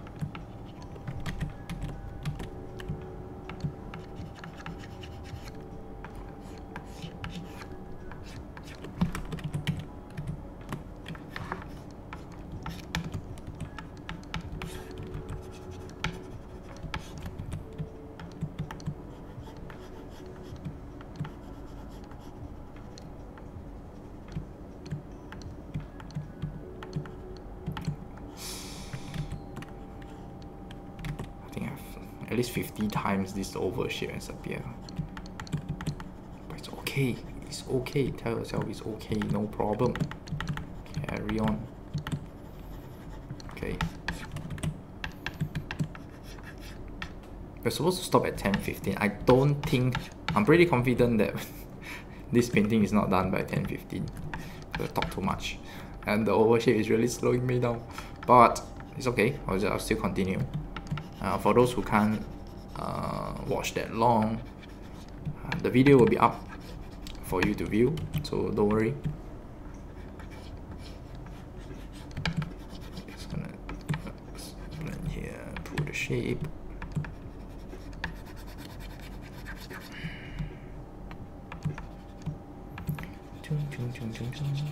Oh yeah, I'm just painting and forget to look at the Instagram side.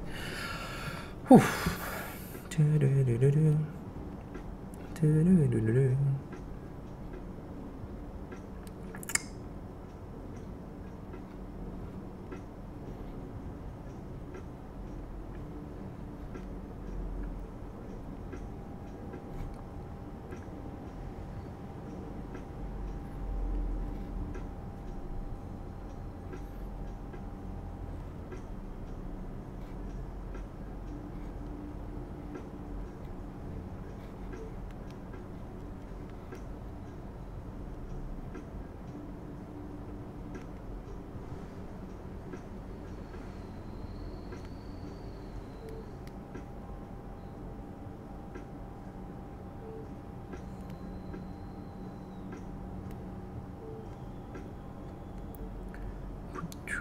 Yes. Is there any coffee? No shit, I don't know coffee. Ba, ba, ba, ba, ba, ba.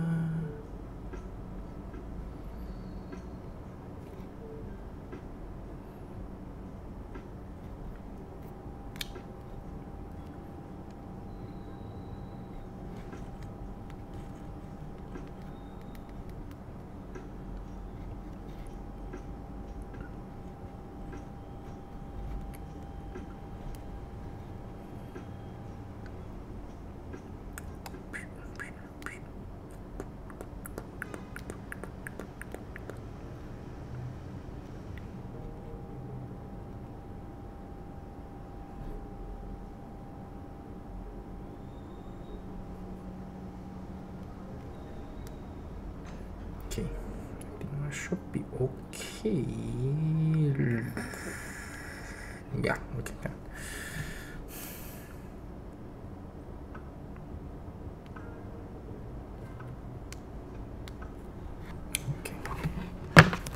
Carry on blending.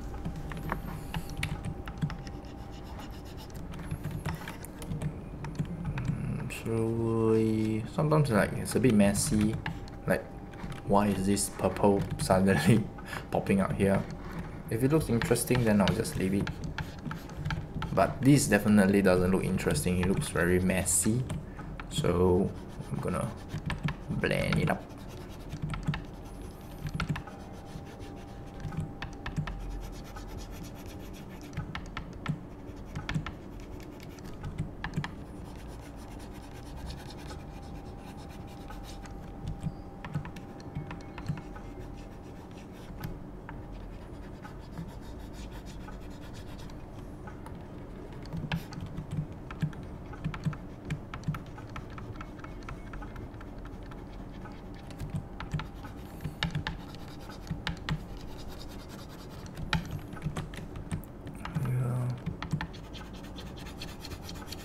It's a bit tricky because this one relies a lot of the odd clicking. So I need to do it slower.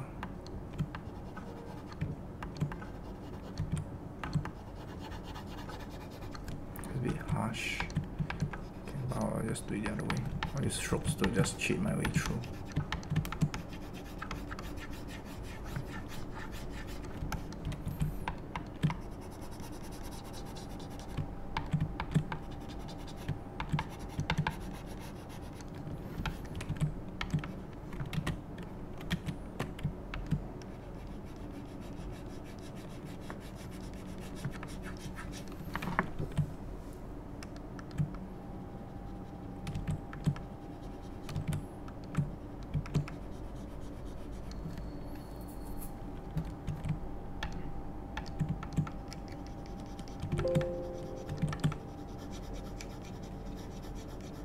Blend away this blue tone so it doesn't look that harsh.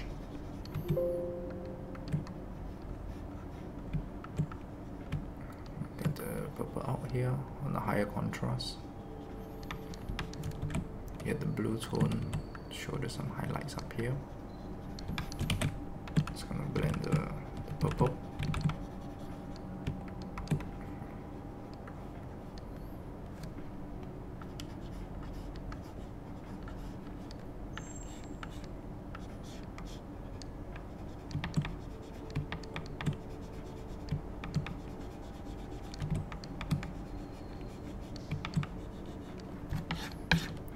Okay, so roughly that's it for the purple rope section. Then we're gonna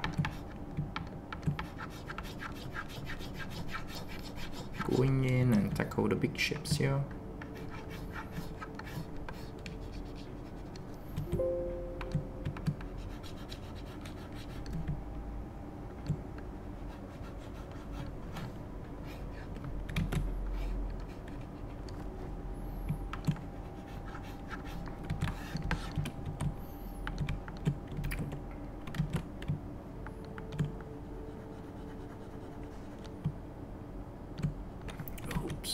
Slowly. Okay.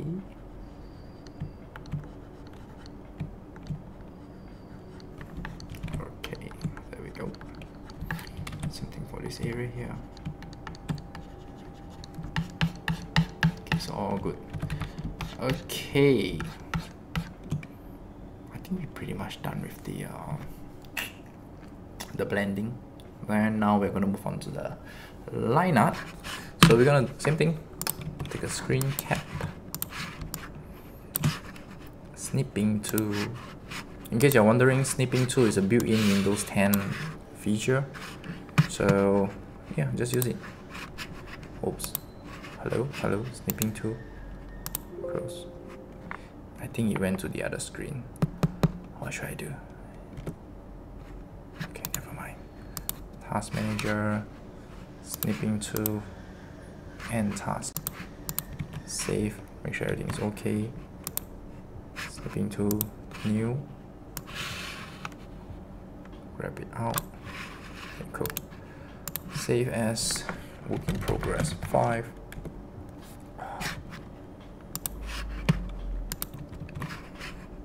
JPEG. Color 2.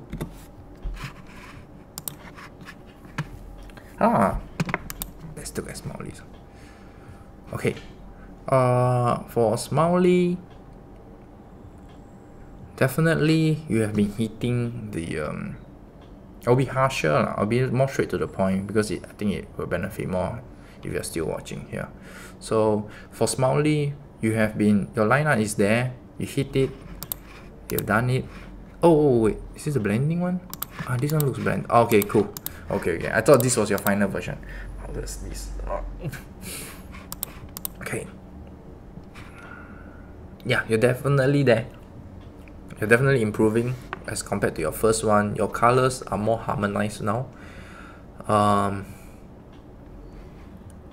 blending is there. The shapes is there. And okay, let me think. I need to think carefully before I say, because saying the wrong things will actually do you more harm than good.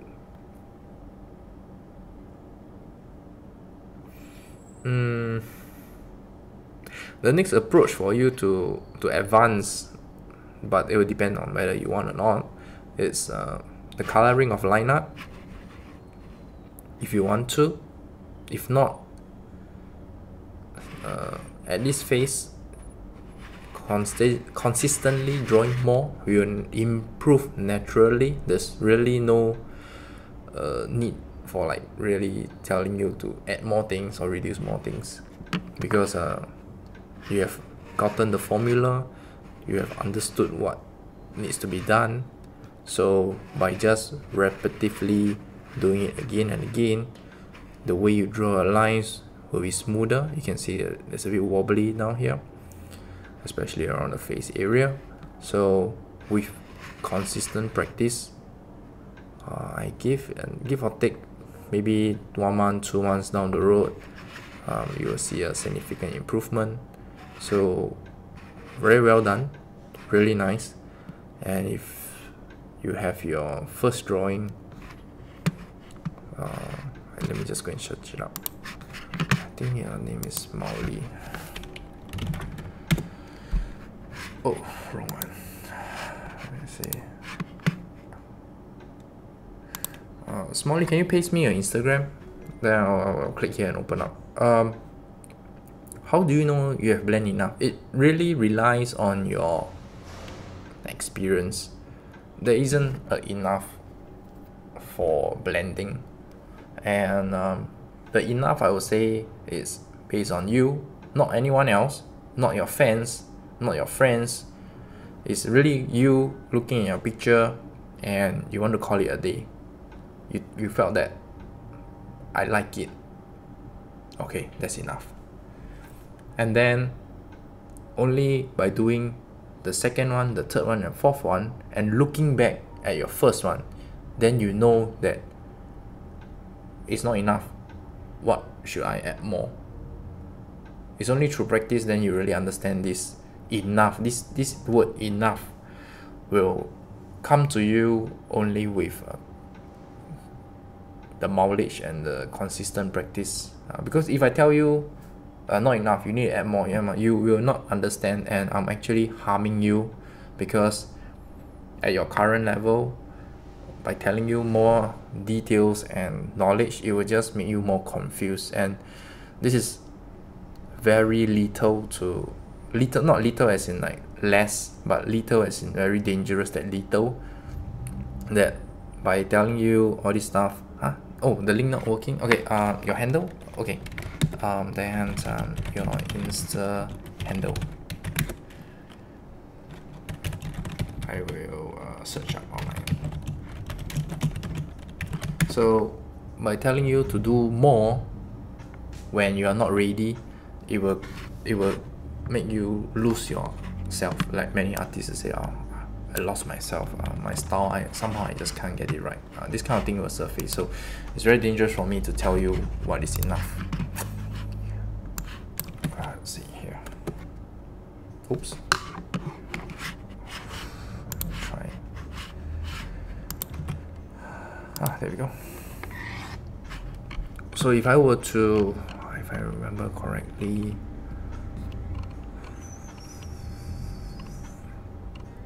I think it was this one where you start drawing. Yeah. So if I were to put this side by side,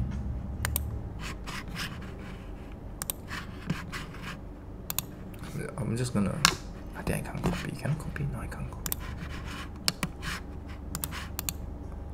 No. Okay, never mind. I'll do this then. Do this. So, just right off the bat, you can feel that the miracle that you've painted as compared to the ash that you painted, both are nice. I must emphasize this as well. Both are nice, but the miracle, you can feel that the contrast between the colors, there's more depth. It feels heavier, while the ash feels lighter, and it's really the line art that is holding everything together on the ash side.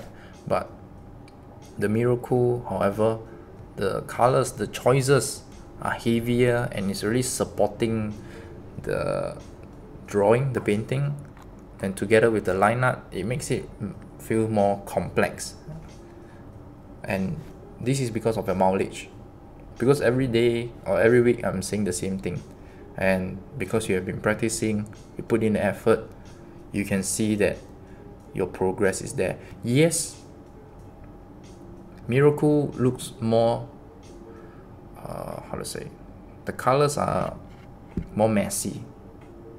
It's a good messy, not a bad messy. The colors maybe feel that they are not blended enough. It's still very harsh. You can see that, especially the hair area here, you can see these lines and everything else, but over here maybe not so, but it's a good messy. I will bring up my own drawing and show you.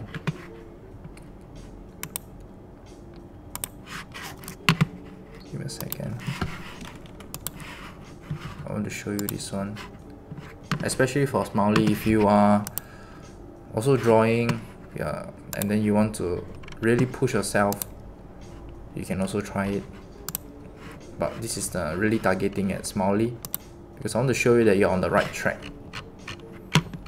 Many times when people at this phase, especially the learning phase, is very hazy, that you don't know whether you're doing the right thing or not, but I can tell you you're doing the right thing. So I want to show you. So again, looking at your miracle, it was really that time when I was drawing the Minecraft characters. Like now you can see that it's all messy and muddy and everything else, and for me it was during the Minecraft characters that my color palette was all over the place. You can see the eyebrow, the colors are not blending together as well as the ones that I'm painting right now.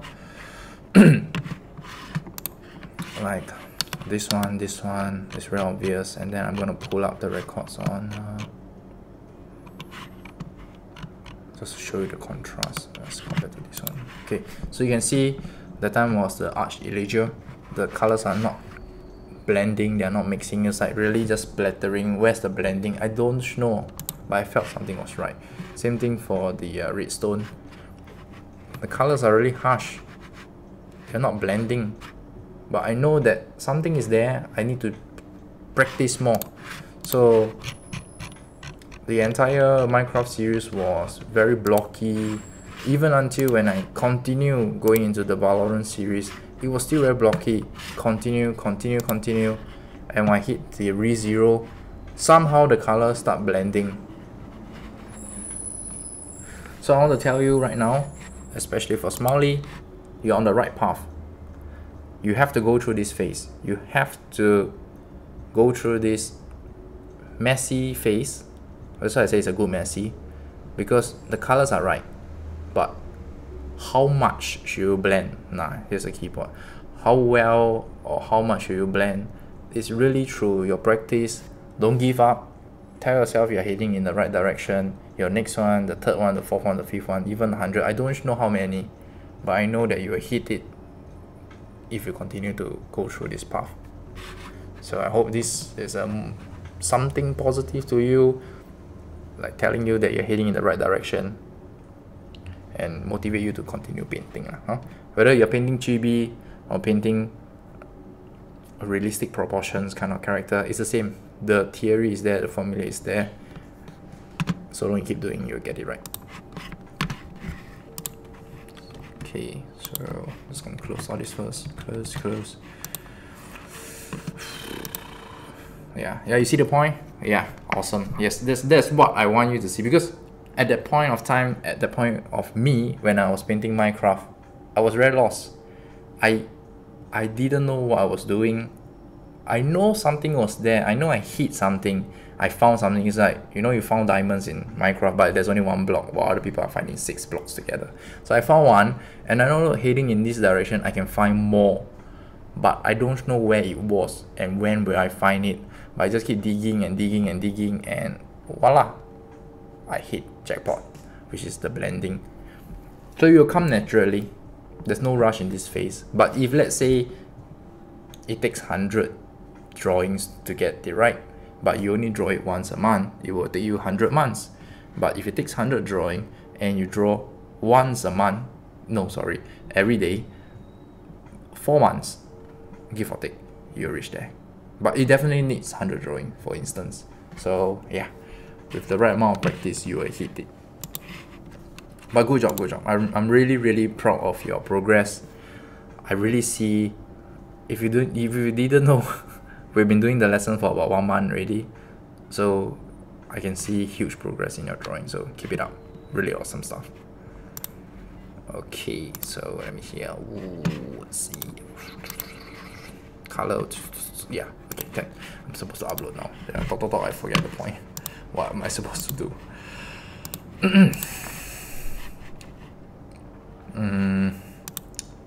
Have I uploaded it?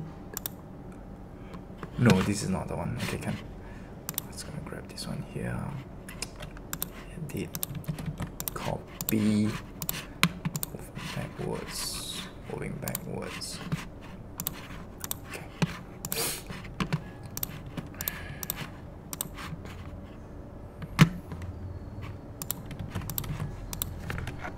Phase 2.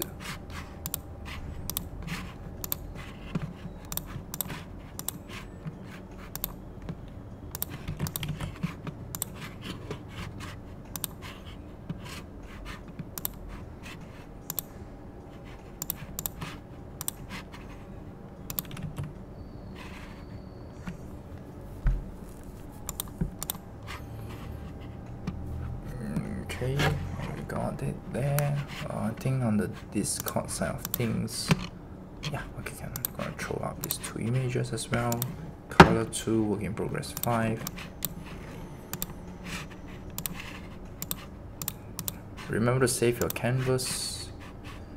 Where's my canvas? Here, file, save. How did I save? Okay, let me upload to Instagram first.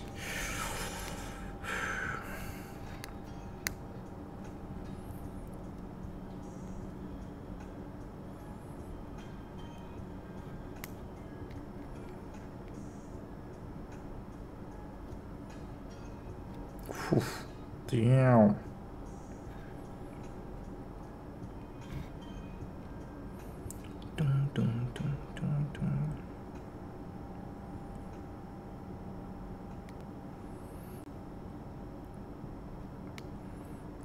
Okay, so here, land.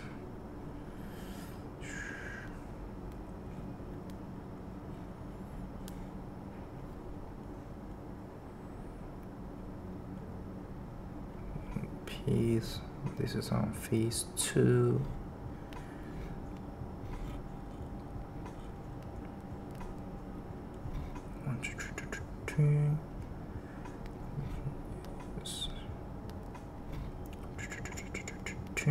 Oops. Here.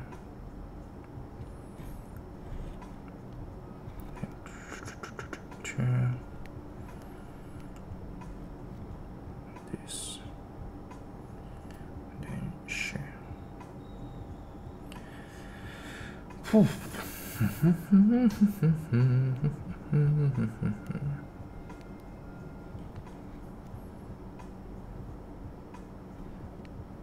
so phase 2.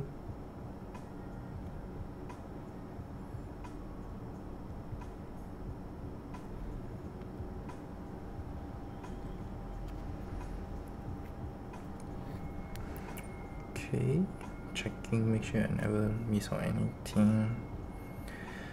Zum zum zum zum zum zum zum zum zum zum zum zum.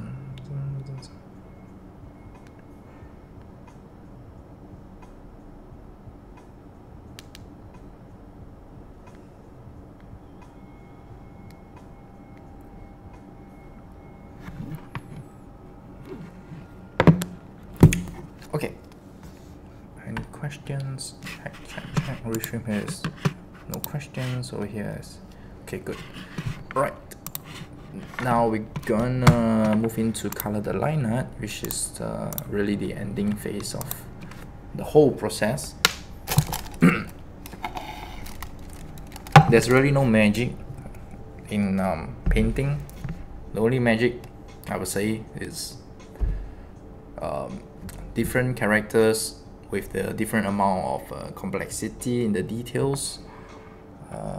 It will determine pretty much the time and effort you have to put in with different characters.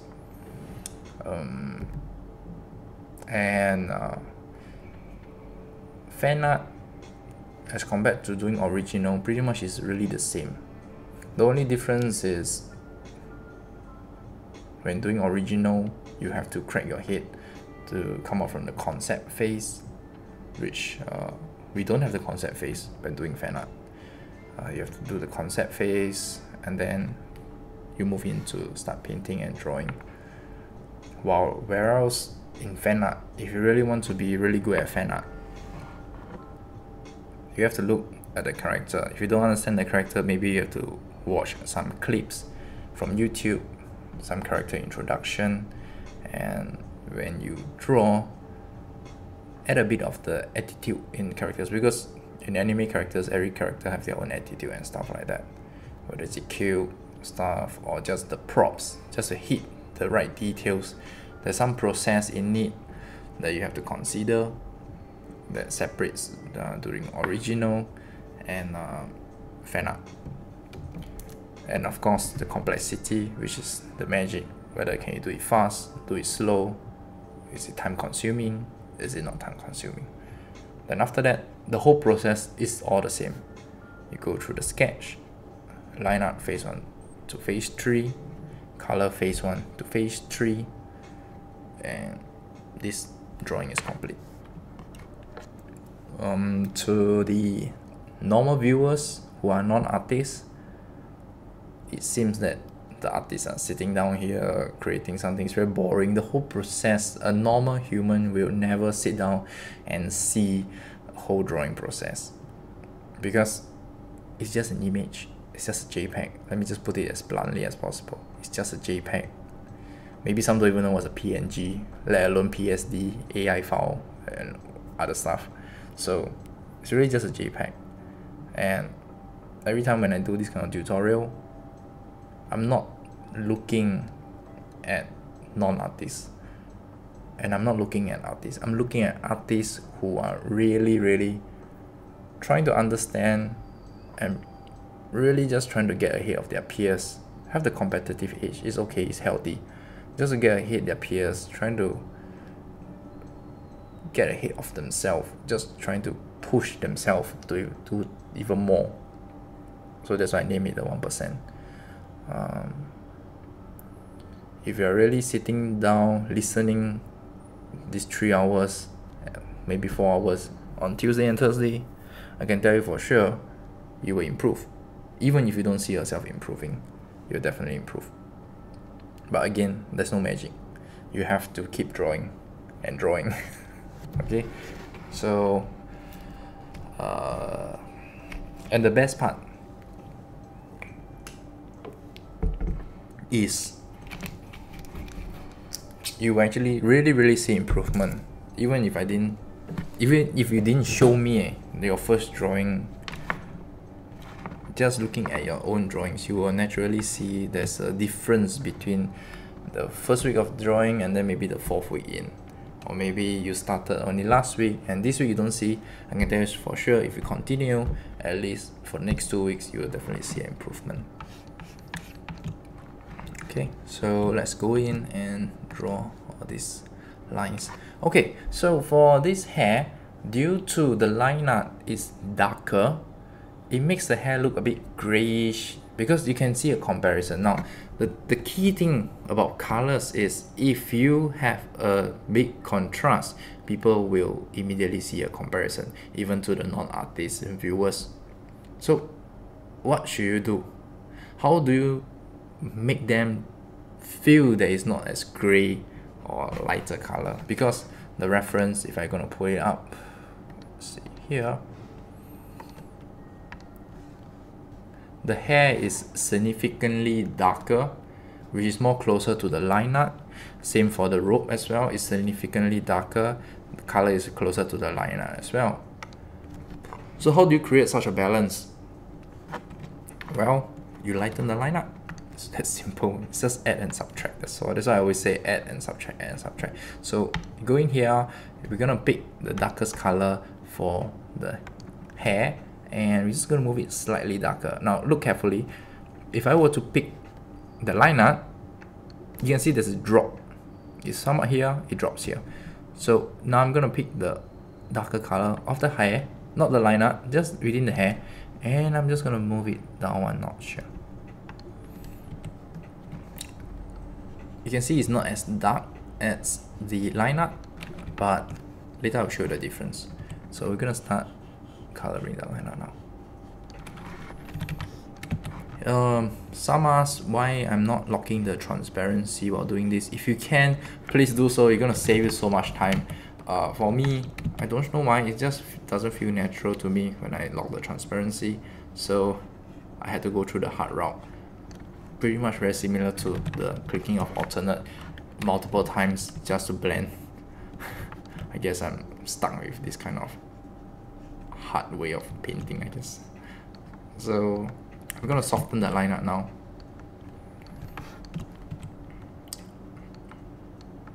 So it doesn't snatch out the attention. I'm just gonna paint the line art. And then just going up here. And continue.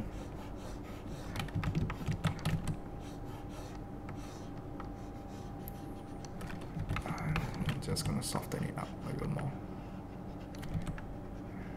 Over here as well.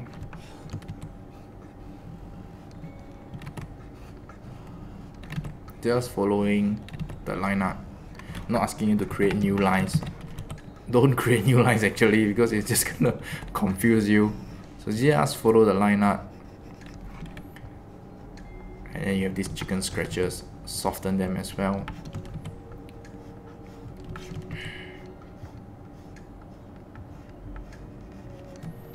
Okay, same thing for the inner lines here, these chicken scratches. Soften it up, reduce their brightness, their contrast.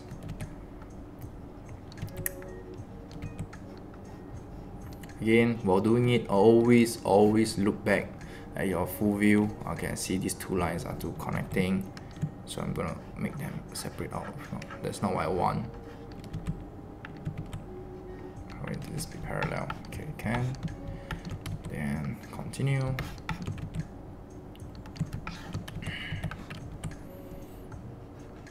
Something over here.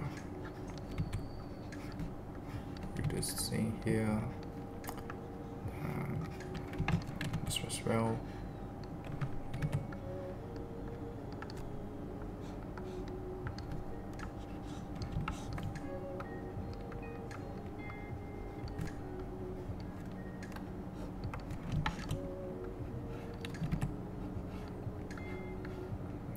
Continue doing this.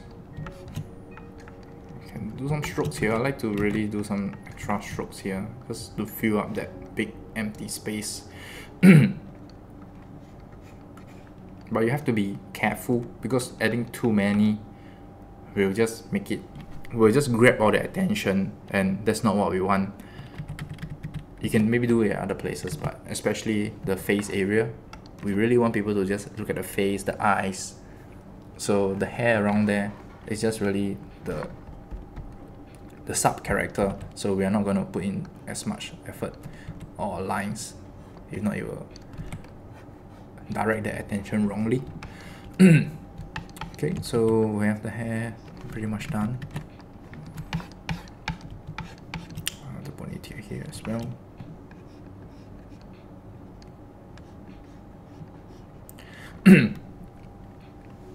Do understand that all my colors, like I'm choosing the colors right now, it's not through coincidence.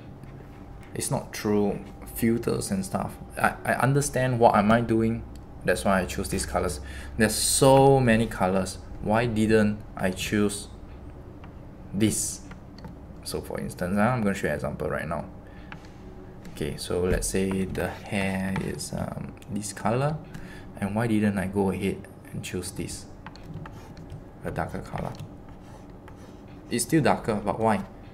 Look at the overview. Let me just make a new layer. If not later I do cannot undo. Look at this. I'm gonna coat it as well. Coat it. I think I'm drawing too fast. Okay, so it's a bit lagging. Okay, so let's coat it here. Something here as well.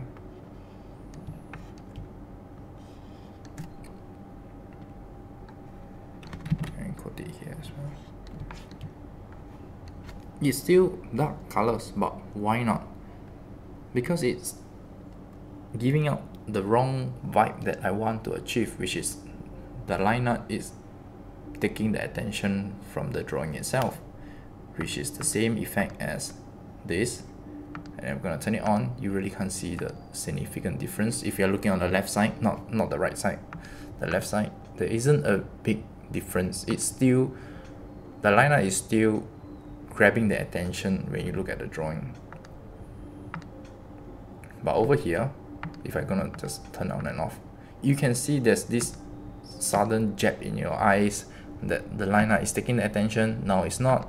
Jab at your eyes again, it's taking the attention. Now it's not. So this is what I meant by understanding the colors. Even they are falling under the darker color. One is assisting, or the other one is taking. Now it's very different. You can achieve all these results with filters and stuff, with proper understanding. But if you don't, the skill doesn't belong to you, or rather the painting, the finished product does not belong to you. It belongs to that feature, that's all. So it's very important to understand what you're doing. With proper understanding, with the features, it can assist you. It can make your workflow faster. With that, I'm very confident that you can achieve what I'm achieving way faster with all the features. But my only condition is, if you want to learn, you want to follow my pace, is if you know what you're doing, by all means do so. If you don't, I'm asking you, Tuesday, Thursday, just don't use all this feature if you've always been using it. Yeah, just let it go for these 2 days, that's all. On normal days, do whatever you need to do. Okay, so now we're just gonna scrub out these extra details here. I'm just gonna wring out all these little chicken scratches. So give it extra emphasis. Here, same thing with the eyebrow. In here and just scrubbing out these little details. Same thing for here as well. I'm gonna choose the brightest color for the hair. Okay, and then just scrubbing out the details. Adding a bit more. Because this space here is very big, so we're gonna add these 2 little strokes. Just add more details. Maybe the hair here as well. Okay. So for the eye, we always use the hair color. Then just going in, give it a tint of this lighter color, that's all. The difference might not be significant as of now, but because I made this to a different layer on purpose to show you the difference later on. In painting, sometimes you do have to tell yourself that it will look good at the end. I know it's a bit stupid, but it sounds stupid, but it's true, because the difference isn't immediate. It requires you to slowly, progressively tackle individual areas, and then once it's complete, you view it as a whole, you can feel the difference. It's really like building the Gundam or the Gunpla. I think that's what it's called now. It's like you build different section. When you build the head, it doesn't look like a full Gunpla. You build the wings, it doesn't feel like a full Gunpla. But only when you assemble the entire thing, then yeah, there's a Gundam, there's a Gunpla thing. So same thing for drawing, it's the same thing. You tackle the hair, okay, you done, great. Now move on to the next area. The face, great. Move on to the next area. The legs, great. And then once it's complete, zoom out if you don't have the zoom out view. If not, take a look at the overview. You look exactly what your vision need to be, and then it will increase your confidence in future. You will stop looking at as of now progress, and then you stop worrying as much. Okay, so now that we have this one out here, we are going to draw the face line art. So after multiple colored line arts, I sort of found a nice location, you know, like all games, there's always this sweet spot that maybe you farming, killing mobs, they get more EXP, that kind of that thing. So for me, this sweet spot here, which is under the red section, but not going beyond the midline, somewhat here. It's not too high in saturation, but just enough to support the face. But again, it's not a forever spot, so it depends on the entire drawing as well. And like, let's try it out.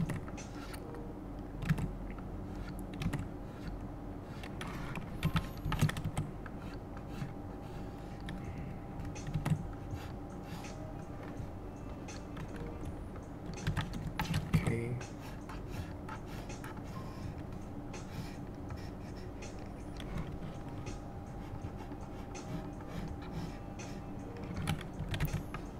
Slowly rotating, carve out the ear, as well as this section, neck area as well.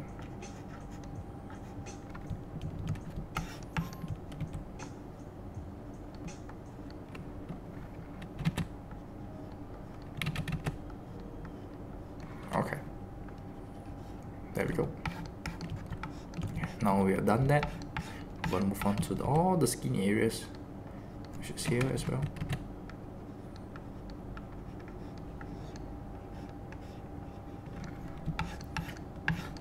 Let's see, just add a bit more. Don't worry if it looks weird now, because later on we will carve it out as well.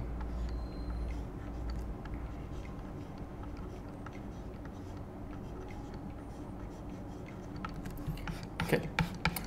Then I'm gonna choose the skin tone. Maybe this one, not so bright. Nah, I like this, maybe orangey one. Choose, okay. Yeah, this one looks nicer. Just gonna outline this one.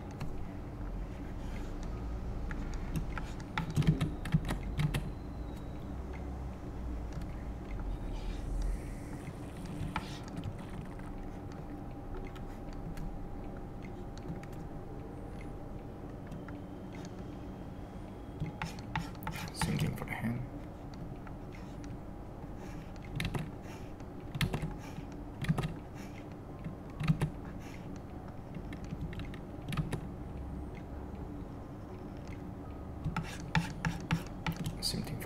as well.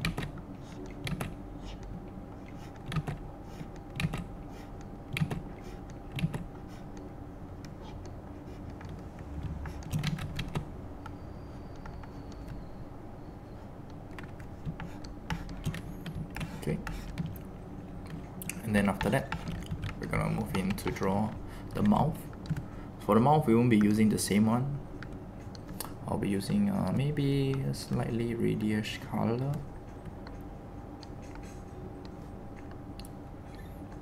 Up here, let's see. This too pinkish. One more redder. Try again. Yeah, this is a bit too much. Reduce.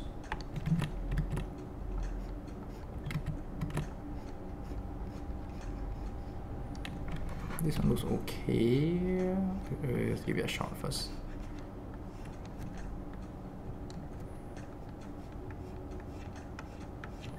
Just paint it more, and then after that we will just reduce it.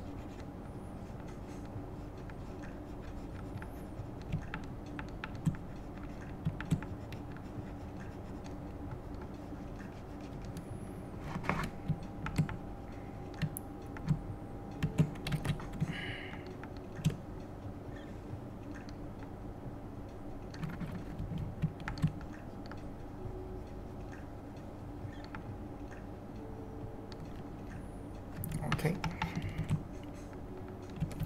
And we're going to use this pink for the nose.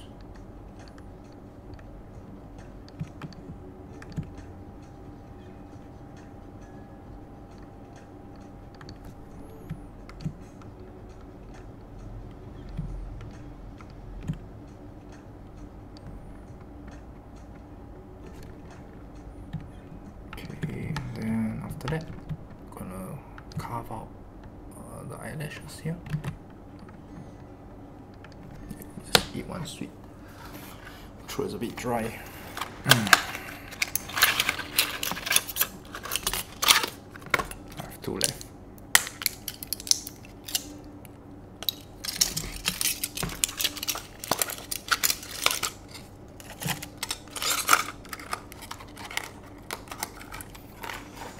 Okay. Just see if there's any questions. Good, no questions here. Here's all quiet as well. Okay. Oh.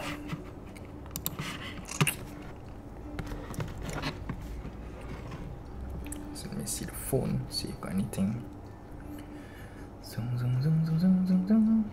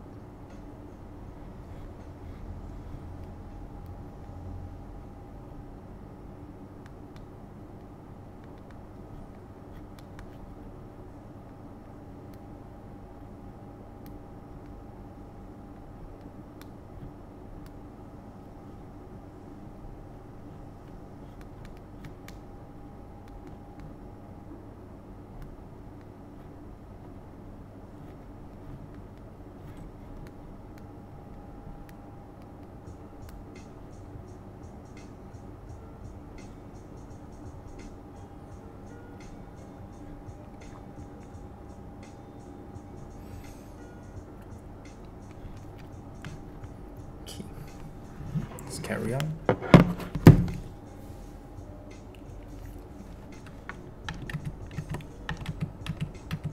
Okay, just highlight again.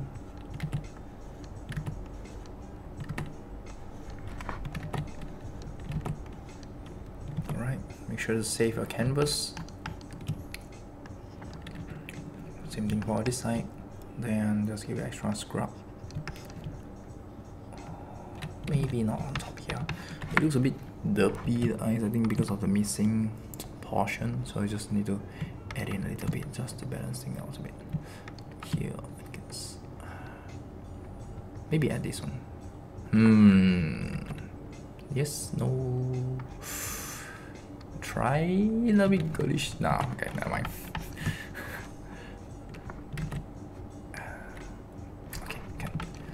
Then okay, once we have this one, then we're gonna move on to the earrings. So we're gonna choose again, same thing, not so much as compared to the skin. Just gonna give it a right ring. You can choose orange actually. So you can choose high contrast orange,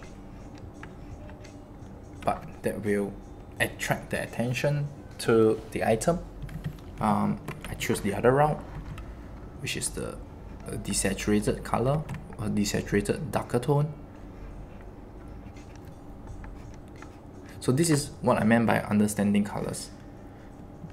This is painting with intention.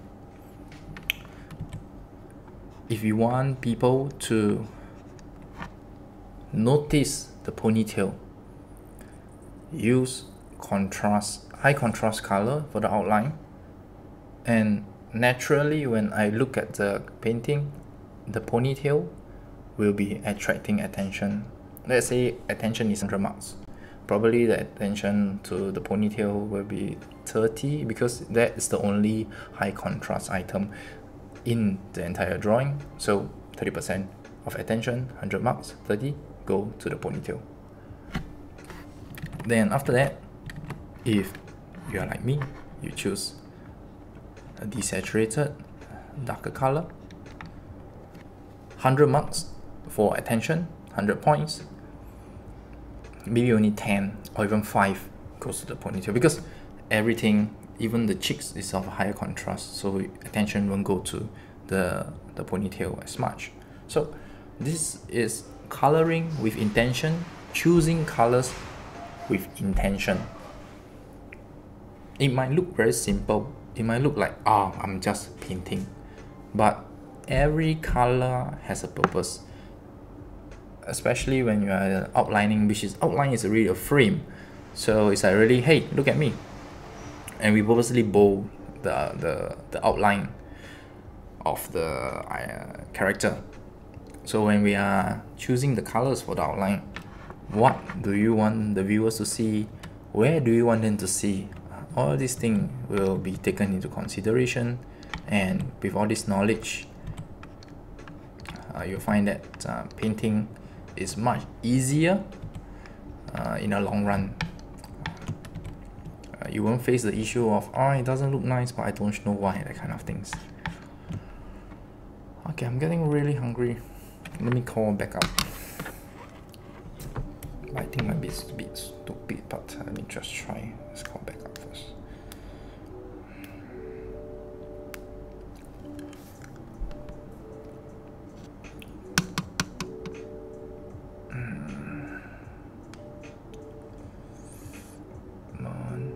Hello， 老婆啊。我肚子很饿了，手在抖。那个家里有没有面包啊？你有没有买面包？有。OK， 你帮我拿那个面包跟那个巧克力来店屋，还有一个汤匙这样子。好的。好 ，OK。你跟他孩子讲在家里一下，然后你就拿了下来给我，这3样东西。OK， 可以好 ，OK， 拜拜。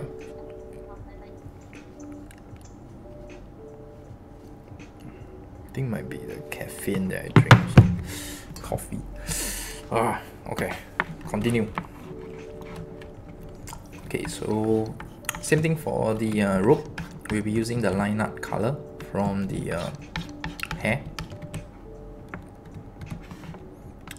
And we'll start painting here. Just really going downwards. Don't worry if it's blending into your painting. If it is, then maybe you want to just nudge it down a bit more so you can see a contrast. But for me, I'll be just sticking to the same one. And then really just blending this one.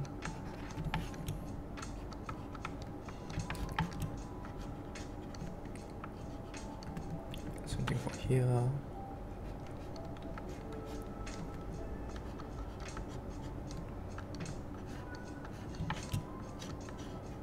Really gonna outline all these areas.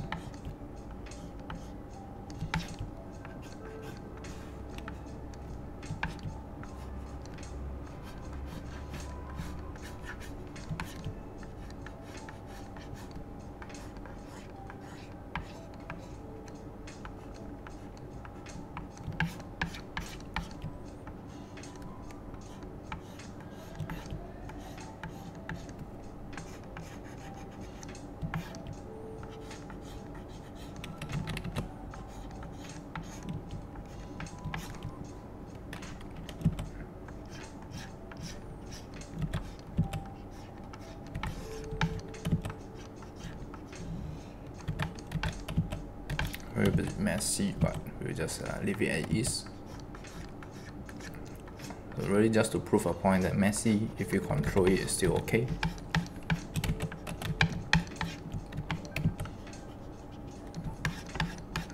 Right, now we have blended this. We're going to choose the lighter color and just bring out all these chicken scratches, as well as bring out the sleeves. So all these shading lines. It becomes more of a graphic visual rather than painting theory.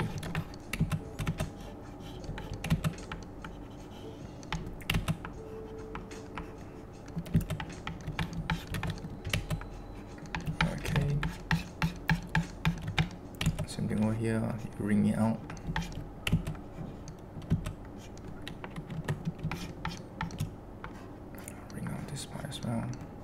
Then do some double strokes here.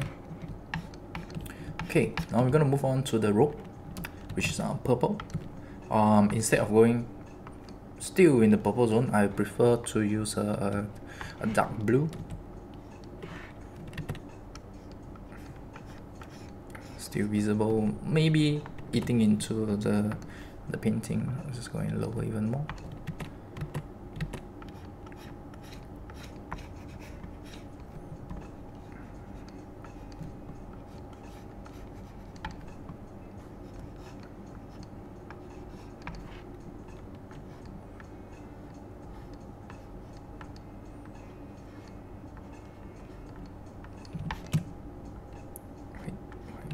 Here as well.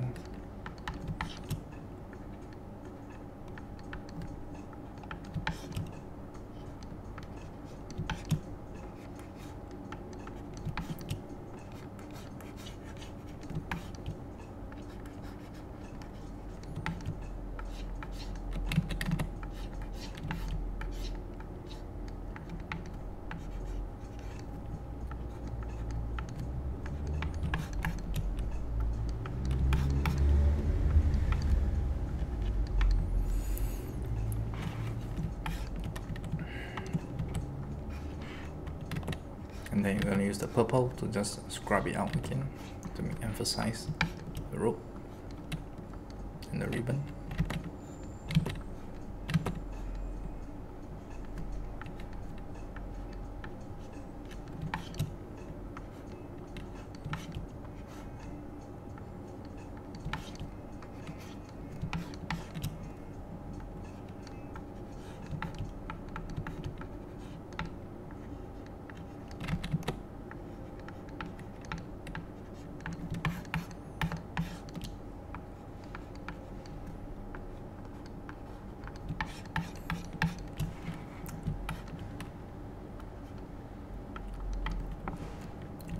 Okay, I think this one a bit too much. Together with the outline and the shadows, it makes it a bit too thick outline. So I'm just gonna reduce it.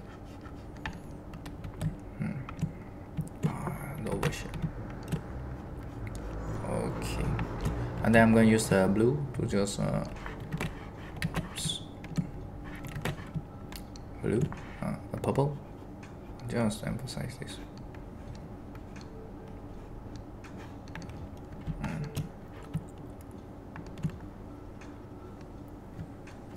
Oh yeah, wait.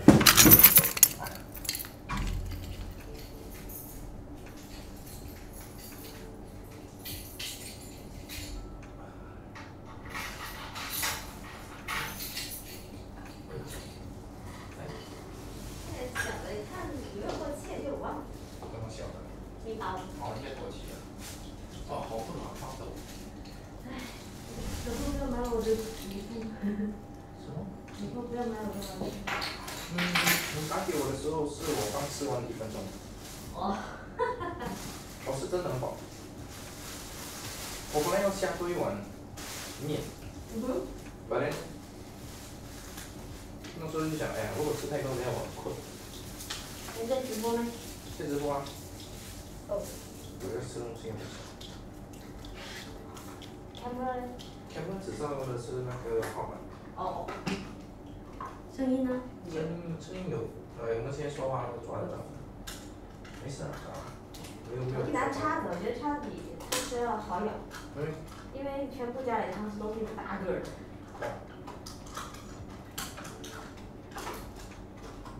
哇，真的是新鲜的。很油的是吧？我也觉得他们的给的都是超级新鲜。垃圾桶。哎，我的水壶旁边。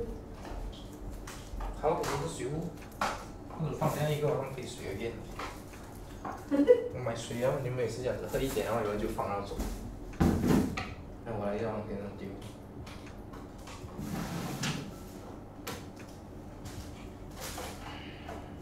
这一次性的，等下我就丢掉了。可以拿就是为了给你方便。做啥了？这么快就拿回家了？这个咱俩好了。那有共同主拍。这兔子是我画的。OK。因为我没做好，所以我用那个笔画的。然后涂了平面，这样看就知道，它和那个不是一套，因为它的颜色被我调的太淡了，然后有自己的描好，还有笔画。白色的画。对，白色的画的，蓝色也是画的。好看人。用啥画？用笔芯。把儿子举起来画的。然后这个。哇，nice。漂亮。第三幕。这两个喽。好，来。好吧。我要让我的20块钱值得，这样就感觉麻烦了。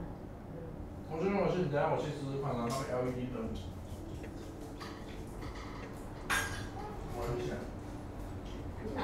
我拿那个 LED 灯来嘛，放那一条在后面。好，拜拜。拜拜。我要是STC 如果成功了，我就去上班。对吗？我就去买 LED 灯。失业。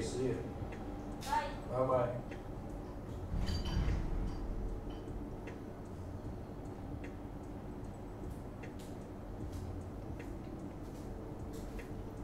要不要还一定还要。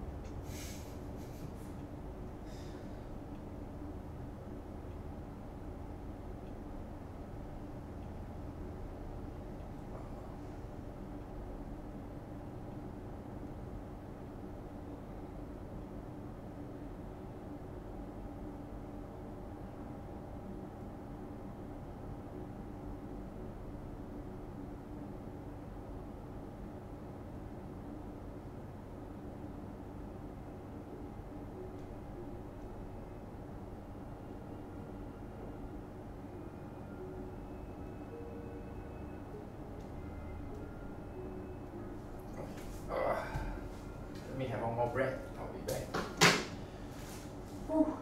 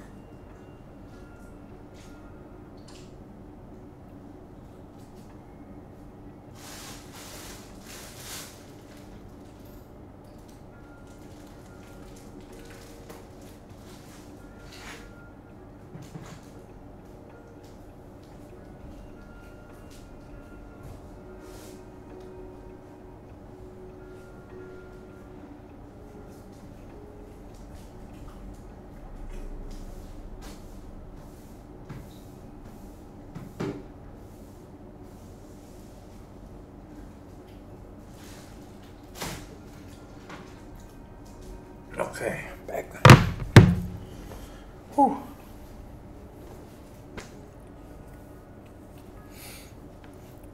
Cold.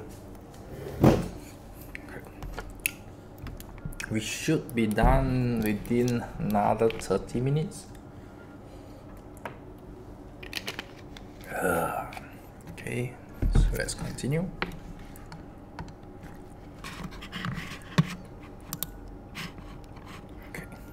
Here, here. Okay, can.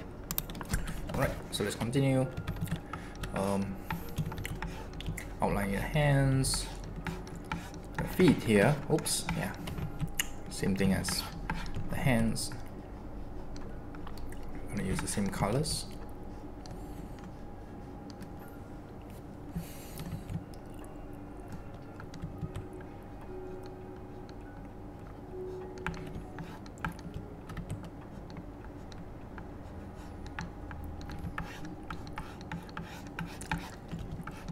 For the ring here, we're going to use the same thing.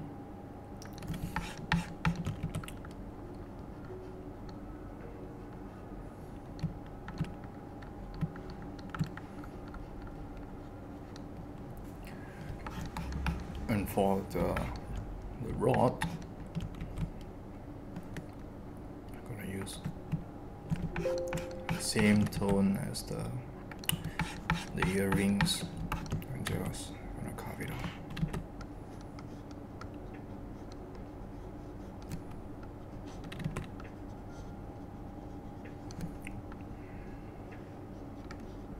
So if you can't finish painting today, take your time.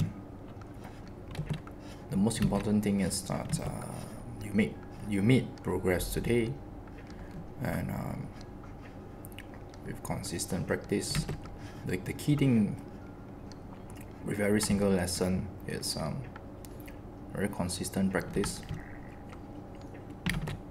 and with consistent practice, your speed will increase naturally. That's one.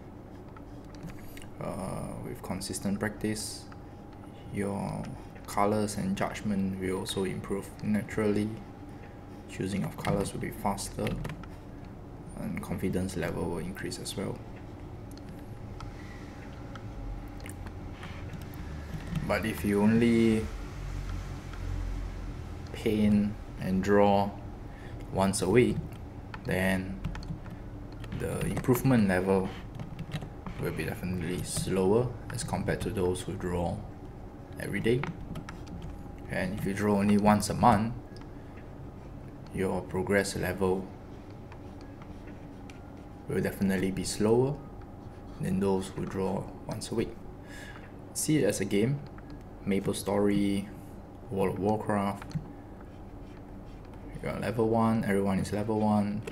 Those who play the game every day, doing quests, side quests, big quests, main quests, whatever. And compared to those who only log in once a week, and compared to those who log in once a month, naturally those who play every day will level faster, they'll reach the end game quicker, as those who just log in once a week and once a month.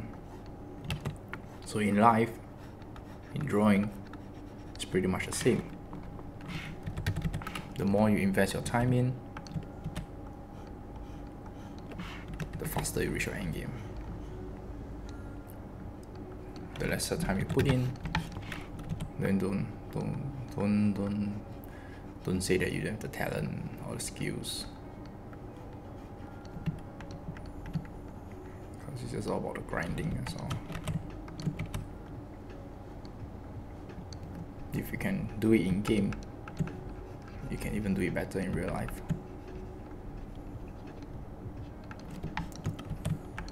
Okay, so we're gonna just highlight all these hoops here.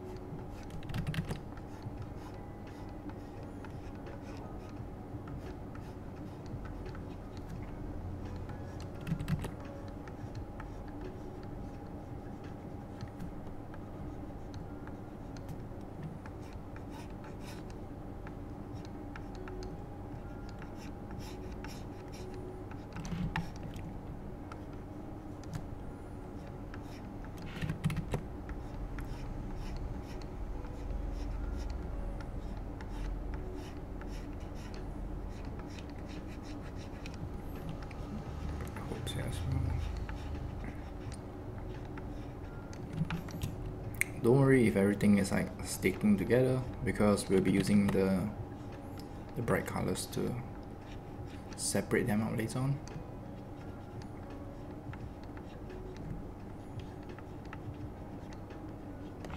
Okay, so just make sure you cover all the areas first. And we're gonna choose the yellow. And we're gonna just ring all this out, ring all this out.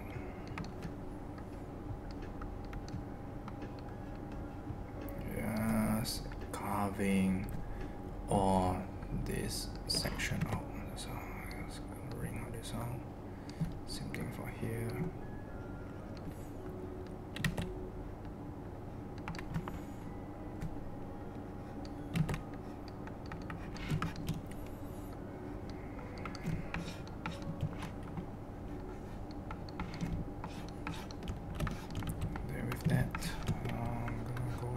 Yeah, okay, so this one is a bit darker, so if I will use the same brown, it won't be obvious. So I need to choose a darker brown, a bit more reddish.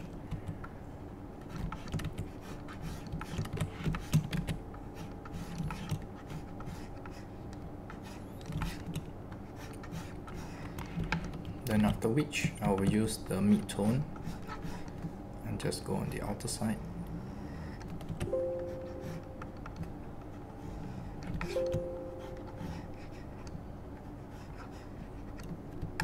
Highlight it out.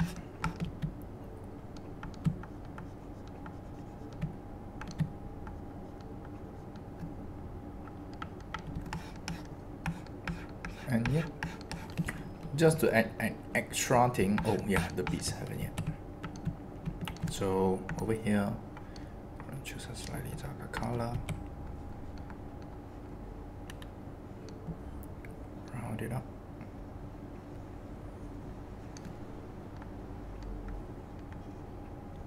Then use the bright tone. Just give it a highlight out.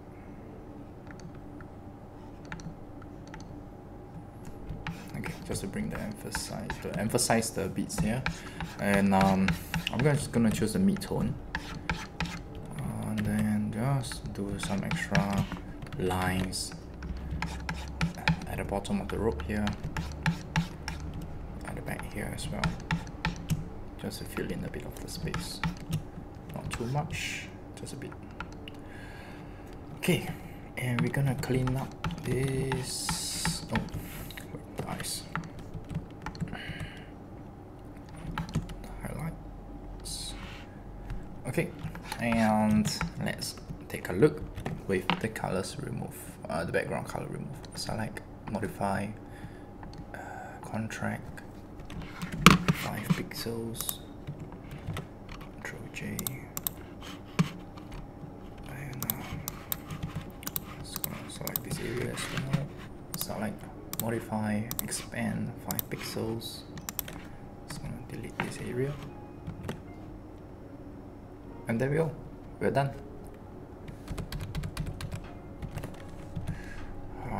But noticing, let me just take a oh crap, I pressed F1. Wrong key. Save. F1, F2. Okay, never mind. The hotkey is not working.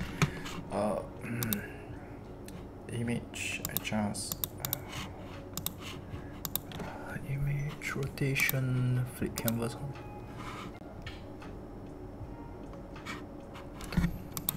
I feel there's a mistake. Yeah, definitely is.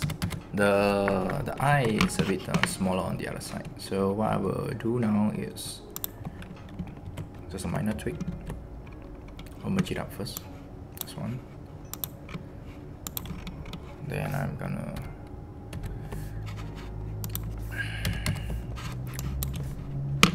duplicate a layer. So it's the same. Ring out this eye here.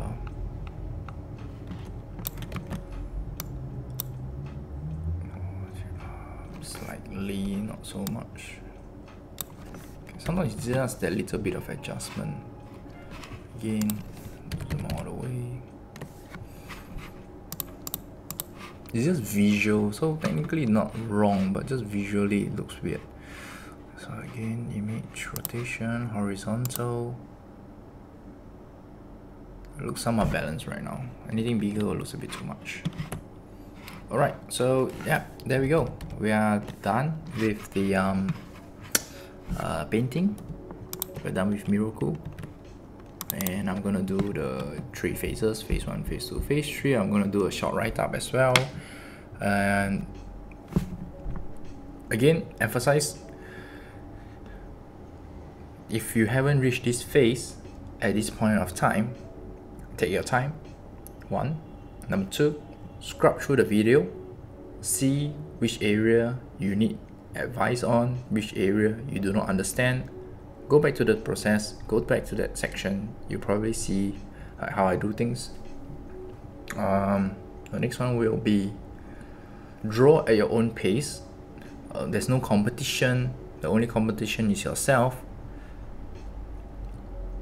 And the key takeaway with all these 1% classes is really challenging yourself. After finishing one character, move on to the next, reapplying what you learned with a different character, and try to achieve the same results. Try to at least, the very least, maintain the progress, because by maintaining it, naturally you will improve. But this one you put in a lot of effort, the next one you decided to take a break, and then you decided to not draw as many details on purpose, you won't improve. So I want you to really draw with intention, color with intention, and maintain this kind of consistency, and naturally you will get great over time. Okay, so with that, that's the end for today. Again, another 3 hours. Whew, yeah. Okay, so that's the end for today's lesson. I'll see you next Tuesday, and we'll be doing a female character, probably from Inuyasha, because I don't think I'll be finishing up this series anytime soon. So yeah, again, if you are drawing with the lessons, the 1% one, feel free to tag me on Insta, and then if I got a tag, I'll definitely reshare your progress, and then to let more people see that the hard work that you put in your own drawings. Okay, so with that, good night and bye bye. Wait, got any questions? No questions here. And yeah, okay, bye bye, Smiley.